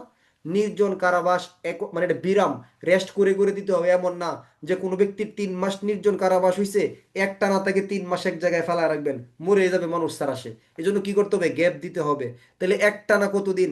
14 দিনের বেশি হবে না। আর কোনো 1 মাসে 7 দিনের বেশি দেওয়া যাবে না। 1 মাসে 7 দিনের বেশি নির্জন কারাবাস দেওয়া, মানে একটানা 14 দিনের বেশি দেওয়া যাবে না। কোনো 1 মাসের ভিতরে 7 দিনের বেশি নির্জন কারাবাস রাখা যাবে না। দ্বারা হলো দণ্ডবিধি আইনের কত দ্বারা? 74 দ্বারা। 75 দ্বারা হলো বর্ধিত দণ্ড। কোনো ব্যক্তি দণ্ডবিধির 12 নম্বর অধ্যায় 17 নম্বর অধ্যায়ের অপরাধগুলা পড়ছি না আমরা বর্ধিত দণ্ডের কথা? ফৌজদারি কার্যবিধি 221-এর সাথে গিয়া পড়ছি, ফৌজদারি কার্যবিধি আইনের 265-র ঠতে পড়ছি, ফৌজদারি কার্যবিধির 565-তে পড়ছি, প্রবিধানে গিয়ে আমরা আরো পড়বো। আচ্ছা, তাহলে এই বর্ধিত দণ্ড কোনো ব্যক্তি দণ্ডবিধির 12 নম্বর অধ্যায়, 12 নম্বর অধ্যায় হলো মুদ্রা বা স্ট্যাম্প সম্পর্কিত, যার দ্বারা হলো দণ্ডবিধির 230 থেকে দণ্ডবিধি আইনের 200 কত পর্যন্ত? 62 পর্যন্ত। 262 ক পর্যন্ত 12 নম্বর অধ্যায়। 17 নম্বর অধ্যায় হলো দণ্ডবিধির 378 থেকে, হ্যাঁ, 462 খ পর্যন্ত। এই দুইটা অধ্যায়ের অপরাধ যদি কেউ করে 3 বছরের কারাদণ্ড প্রদান করা হয়ে থাকে। পরবর্তীতে যদি এই অপরাধগুলো সে আবার করে, তাহলে তার দণ্ডের মেয়াদ পরের বার মাফ করে দেওয়া হবে, কমে যাবে, অন্য আদালতে হস্তান্তর করা হবে, নাকি দণ্ড বৃদ্ধি করা হবে? দণ্ড কি করা হবে? তার বৃদ্ধি করা হবে। এটা হলো বর্ধিত দণ্ড। দণ্ডবিধি এনে কত দ্বারা? 75 দ্বারা। অর্থাৎ আপনারা আরো সহজে লিখবেন, দণ্ডবিধির 12 নম্বর অধ্যায় 17 নম্বর অধ্যায়ের অপরাধগুলো একবার যদি কেউ দণ্ডিত হয়, যদি পরের বার এই অপরাধগুলো আবার করে, কি অপরাধগুলো বলেন তো? ওই যে মুদ্রা স্ট্যাম্প সম্পর্কিত অপরাধ, তাই না, ইত্যাদিতে 230 থেকে যে 62-র কথাগুলো, এরপরে চুরি ডাকাতি দস্যুতার অপরাধ। তাহলে প্রথমবার করলে নর্মাল শাস্তি, পরের বার করলে কি? বিপদ আর বিপদ। কতগুলো বিপদ জানেন? এগুলো বর্ধিত দণ্ড হবে। আর কি অসুবিধা? তার দণ্ডের মেয়াদ শেষ হওয়ার পরেও অনধিক 5 বছর সময় বলবে, বাসস্থান পরিবর্তন করলে অনুপস্থিত হইলে কি করতে হবে? বিজ্ঞাপিত করতে হবে। দ্বারা কত? 565-1। যদি আদেশটা এই সম্পর্কে নীতিমালা করবে কত? 565-3। যদি বিধান অমান্য করে গ্রেপ্তার হবে কত দ্বারাই? ফৌজদারি কার্যবিধি আইনের 54-8 দ্বারাই। বিচার হবে কোথায়? 565-5। সর্বশেষ যে ঠিকানা অবগত করছিল সেখানে আবার তার কি হবে? বিচার কার্যক্রম পরিচালিত হবে। এই ছিল দণ্ডবিধি আইনের 3য় অধ্যায়। 4র্থ অধ্যায় মনে হয় আজকে আর বললে নিতে পারবেন না, মাথার উপর দিয়ে যাবে। তাহলে রিভিশন দেই, দণ্ডবিধি আইনের 64 দ্বারা অর্থদণ্ড। আপনারা কিন্তু বলবেন, এখন আপনাদের বলার পালা, আমি শুনবো। ঠিক আছে? কে বলবেন আমি জানি না, কিন্তু আপনাদের বলতে হবে। অন্তত একজনের কাছ থেকে হলেও শুনবো। কিভাবে বলবেন? একদম শর্ট ভার্সন গুলা বলবেন। দণ্ডবিধি আইনের 64 দ্বারা অর্থদণ্ড এবং কারাদণ্ড যদি একসাথে দেওয়া হয়, অর্থদণ্ড দিতে না পারলে কারাদণ্ড ভোগ করতে হবে। দিতে পারবে 64। এই কারাদণ্ডটা তার যে মূল দণ্ড হবে, এই মূল দণ্ডের 1/4 অধিক হবে না, 65। এটার বিবরণ কিরকম হবে? মূলদণ্ড যদি সশ্রম বিনাশ্রম হয়, অতিরিক্ত দণ্ডটা এরকমই হবে, দ্বারা হলো 66। শুধুমাত্র অর্থদণ্ডের ক্ষেত্রে অর্থদণ্ড প্রদান না করলে কারাদণ্ড হবে। কতদিন হবে? যদি কোনো ব্যক্তি 50 টাকার জন্য 2 মাস, 100 টাকার জন্য 4 মাস, আর অন্য যে কোনো মেয়াদের জন্য টাকার জন্য 6 মাস। দ্বারা কত? 67 দ্বারা। অর্থদণ্ডের টাকা যদি প্রদান করে ফেলতে পারে, কারাদণ্ড বাতিল হয়ে যাবে 68 দ্বারা। এটা কিস্তিতে দেওয়া যাবে, কিস্তিতে দিলেও মকুফ হতে পারে 69 দ্বারা। 6 বছরের ভিতরে কারাদণ্ড অর্থদণ্ডের টাকা প্রদান করতে হবে। আর বেশি মেয়াদের জন্য কারাদণ্ড ভোগ করলে ওই সময়টা সে পাবে, মারা গেলেও সে দায় থেকে মুক্তি পাবে না।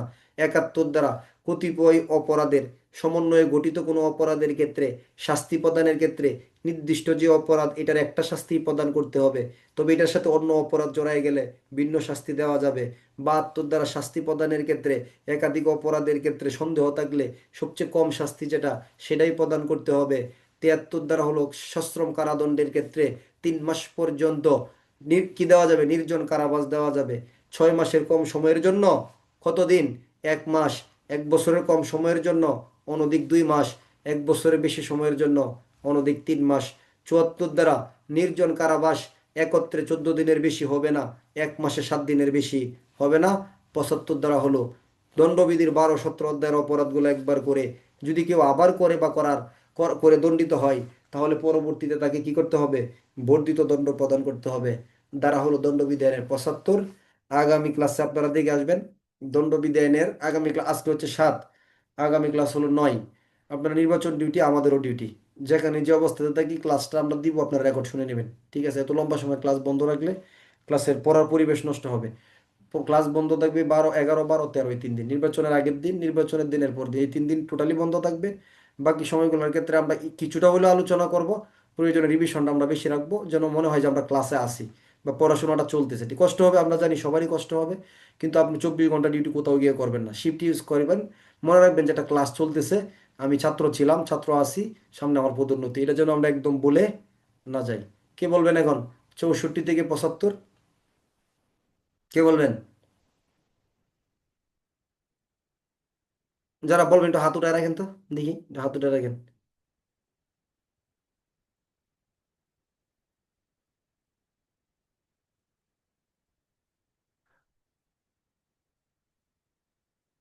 আচ্ছা, উনি কিন্তু হাত উঠাইছে। একজনের কাছ থেকে আমরা শুনি, যে কোনো একজনের কাছ থেকে, তাই না? স্লাইডে কি এটা পড়ছে সামনে? বলেন ফরিদ ভাই, বলেন। হ্যাঁ, শুনি। সংক্ষেপে বলবেন, বড় করার দরকার নেই। হ্যাঁ। অর্থদণ্ড অন্যায়দায়ী কারাদণ্ড কোনো ব্যক্তিকে কোনো অপরাধের জন্য কারাদণ্ডের সাথে অর্থদণ্ড প্রদান করা হলে অর্থদণ্ড অনাদায়ী কারাদণ্ড প্রদান করা যাবে 64 ধারা। হুম। অর্থদণ্ড অনাদায়ী যে কারাদণ্ড প্রদান করা হবে তা মূলদণ্ডের 1/4 অধিক হবে না 65 ধারা। হুম। অর্থদণ্ড অনাদায়ী কারাদণ্ডের বর্ণনা। অর্থদণ্ড অনাদায়ী যে কারাদণ্ড প্রদান করা হয় মূলদণ্ড সশ্রম বিনাশ্রম হলে অর্থদণ্ড অনাদায়ী যে কারাদণ্ড প্রদান করা হবে তা সশ্রম বিনাশ্রম কারাদণ্ড প্রদান করা যাবে 66 ধারা। কেবলমাত্র অর্থদণ্ড অনাদায়ী কারাদণ্ড প্রদান করা যাবে 50 টাকা সমান সমান 2 মাস, 100 টাকা সমান সমান 4 মাস। অন্যান্য ক্ষেত্রে উহা 6 মাসের অধিক হবে না। পেনাল কোড আইনের 67 ধারা। অর্থদণ্ড আদায় করার সাথে সাথে কারাদণ্ড থেকে মুক্তি দিতে হবে 68 ধারা। কিস্তিতে বা আনুপাতিক হারে আস্তে আস্তে অর্থদণ্ড পরিশোধ করা যাবে 69 ধারা। কোনো ব্যক্তিকে কোনো অপরাধের জন্য অর্থদণ্ড প্রদান করা হলে উক্ত অর্থদণ্ড 6 বছরের মধ্যে পরিশোধ করতে হবে। নির্ধারিত সময়ের মধ্যে অর্থদণ্ড পরিশোধ না করে উক্ত ব্যক্তি মারা গেলে তার সম্পত্তি থেকে উক্ত অর্থদণ্ড আদায় করা যাবে 70 ধারা। অনেকগুলো অপরাধের জন্য মামলা দায়ের করা হলে সবগুলো অপরাধ একটি অপরাধ হিসেবে গণ্য করে দণ্ড প্রদান করা যাবে। অনেকগুলো অপরাধ অনেকগুলো আঘাত যদি একাধিক ব্যক্তিকে প্রদান করা হয় তাহলে একাধিক অপরাধ হিসেবে গণ্য করে বিচার করে দণ্ড প্রদান করা যাবে 71 দ্বারা। যে ক্ষেত্রে কোনো ব্যক্তিকে দণ্ড বা রায় প্রদানের সময় অনেকগুলো আঘাতের মধ্যে কোনটি সঠিক এই বিষয় সম্পর্কে সন্দেহ হয় তাহলে সবচেয়ে কম শাস্তির অপরাধের দণ্ড প্রদান করা যাবে 72 দ্বারা। 73 দ্বারা হচ্ছে নির্জন কারাবাস। কোনো ব্যক্তিকে কোনো অপরাধের জন্য 6 মাসের কম সময়ের জন্য সশ্রম কারাদণ্ড প্রদান করা হলে নির্জন কারাবাস 1 মাস হতে পারে। কোনো ব্যক্তিকে কোনো অপরাধের জন্য 1 বছরের কম সময়ের জন্য সশ্রম কারাদণ্ড প্রদান করা হলে নির্জন কারাবাস 2 মাস হতে পারে। কোনো ব্যক্তিকে কোনো অপরাধের জন্য 1 বছরের অধিক সময়ের জন্য সশ্রম কারাদণ্ড প্রদান করা হলে নির্জন কারাবাস 3 মাস হতে পারে। পেনাল কোড আইনের 73 দ্বারা। আর 74 দ্বারা হচ্ছে একটানা 14 দিনের বেশি নির্জন কারাবাস প্রদান করা যাবে না। আর 1 মাসে 7 দিনের বেশি নির্জন কারাবাস প্রদান করা যাবে না পেনাল কোড আইনের 74 দ্বারা। 75 দ্বারা হচ্ছে বর্ধিত দণ্ড। যদি কোনো ব্যক্তি দণ্ডবিধি আইনের 12 এবং 17 অধ্যায়ে বর্ণিত কোনো ধারায় অপরাধ করে দণ্ডিত হয় বা দণ্ড ভোগের পর পুনরায় অপরাধ করে তাহলে উক্ত অপরাধের জন্য নির্ধারিত দণ্ড প্রদান না করে যাবজ্জীবন কারাদণ্ড প্রদান করা হয় যার মেয়াদ 10 বছর 10 বছর। পর্যন্ত হতে পারে, উক্ত দণ্ডকে বর্ধিত দণ্ড বলে, পেনাল কোড আইনের 75 ধারা। মাশাল্লাহ বলবেন না, মাশাল্লাহ বলবেন না? মাশাল্লাহ, খুব সুন্দর হয়েছে। ঠিক আছে, তাহলে আজকে এই পর্যন্তই। ঠিক আছে, আগামী ক্লাসে দেখা হবে। সবাই ভালো থাকবেন, সুস্থ থাকবেন। আল্লাহ হাফেজ, আসসালামু আলাইকুম রহমতুল্লাহি বরকাত।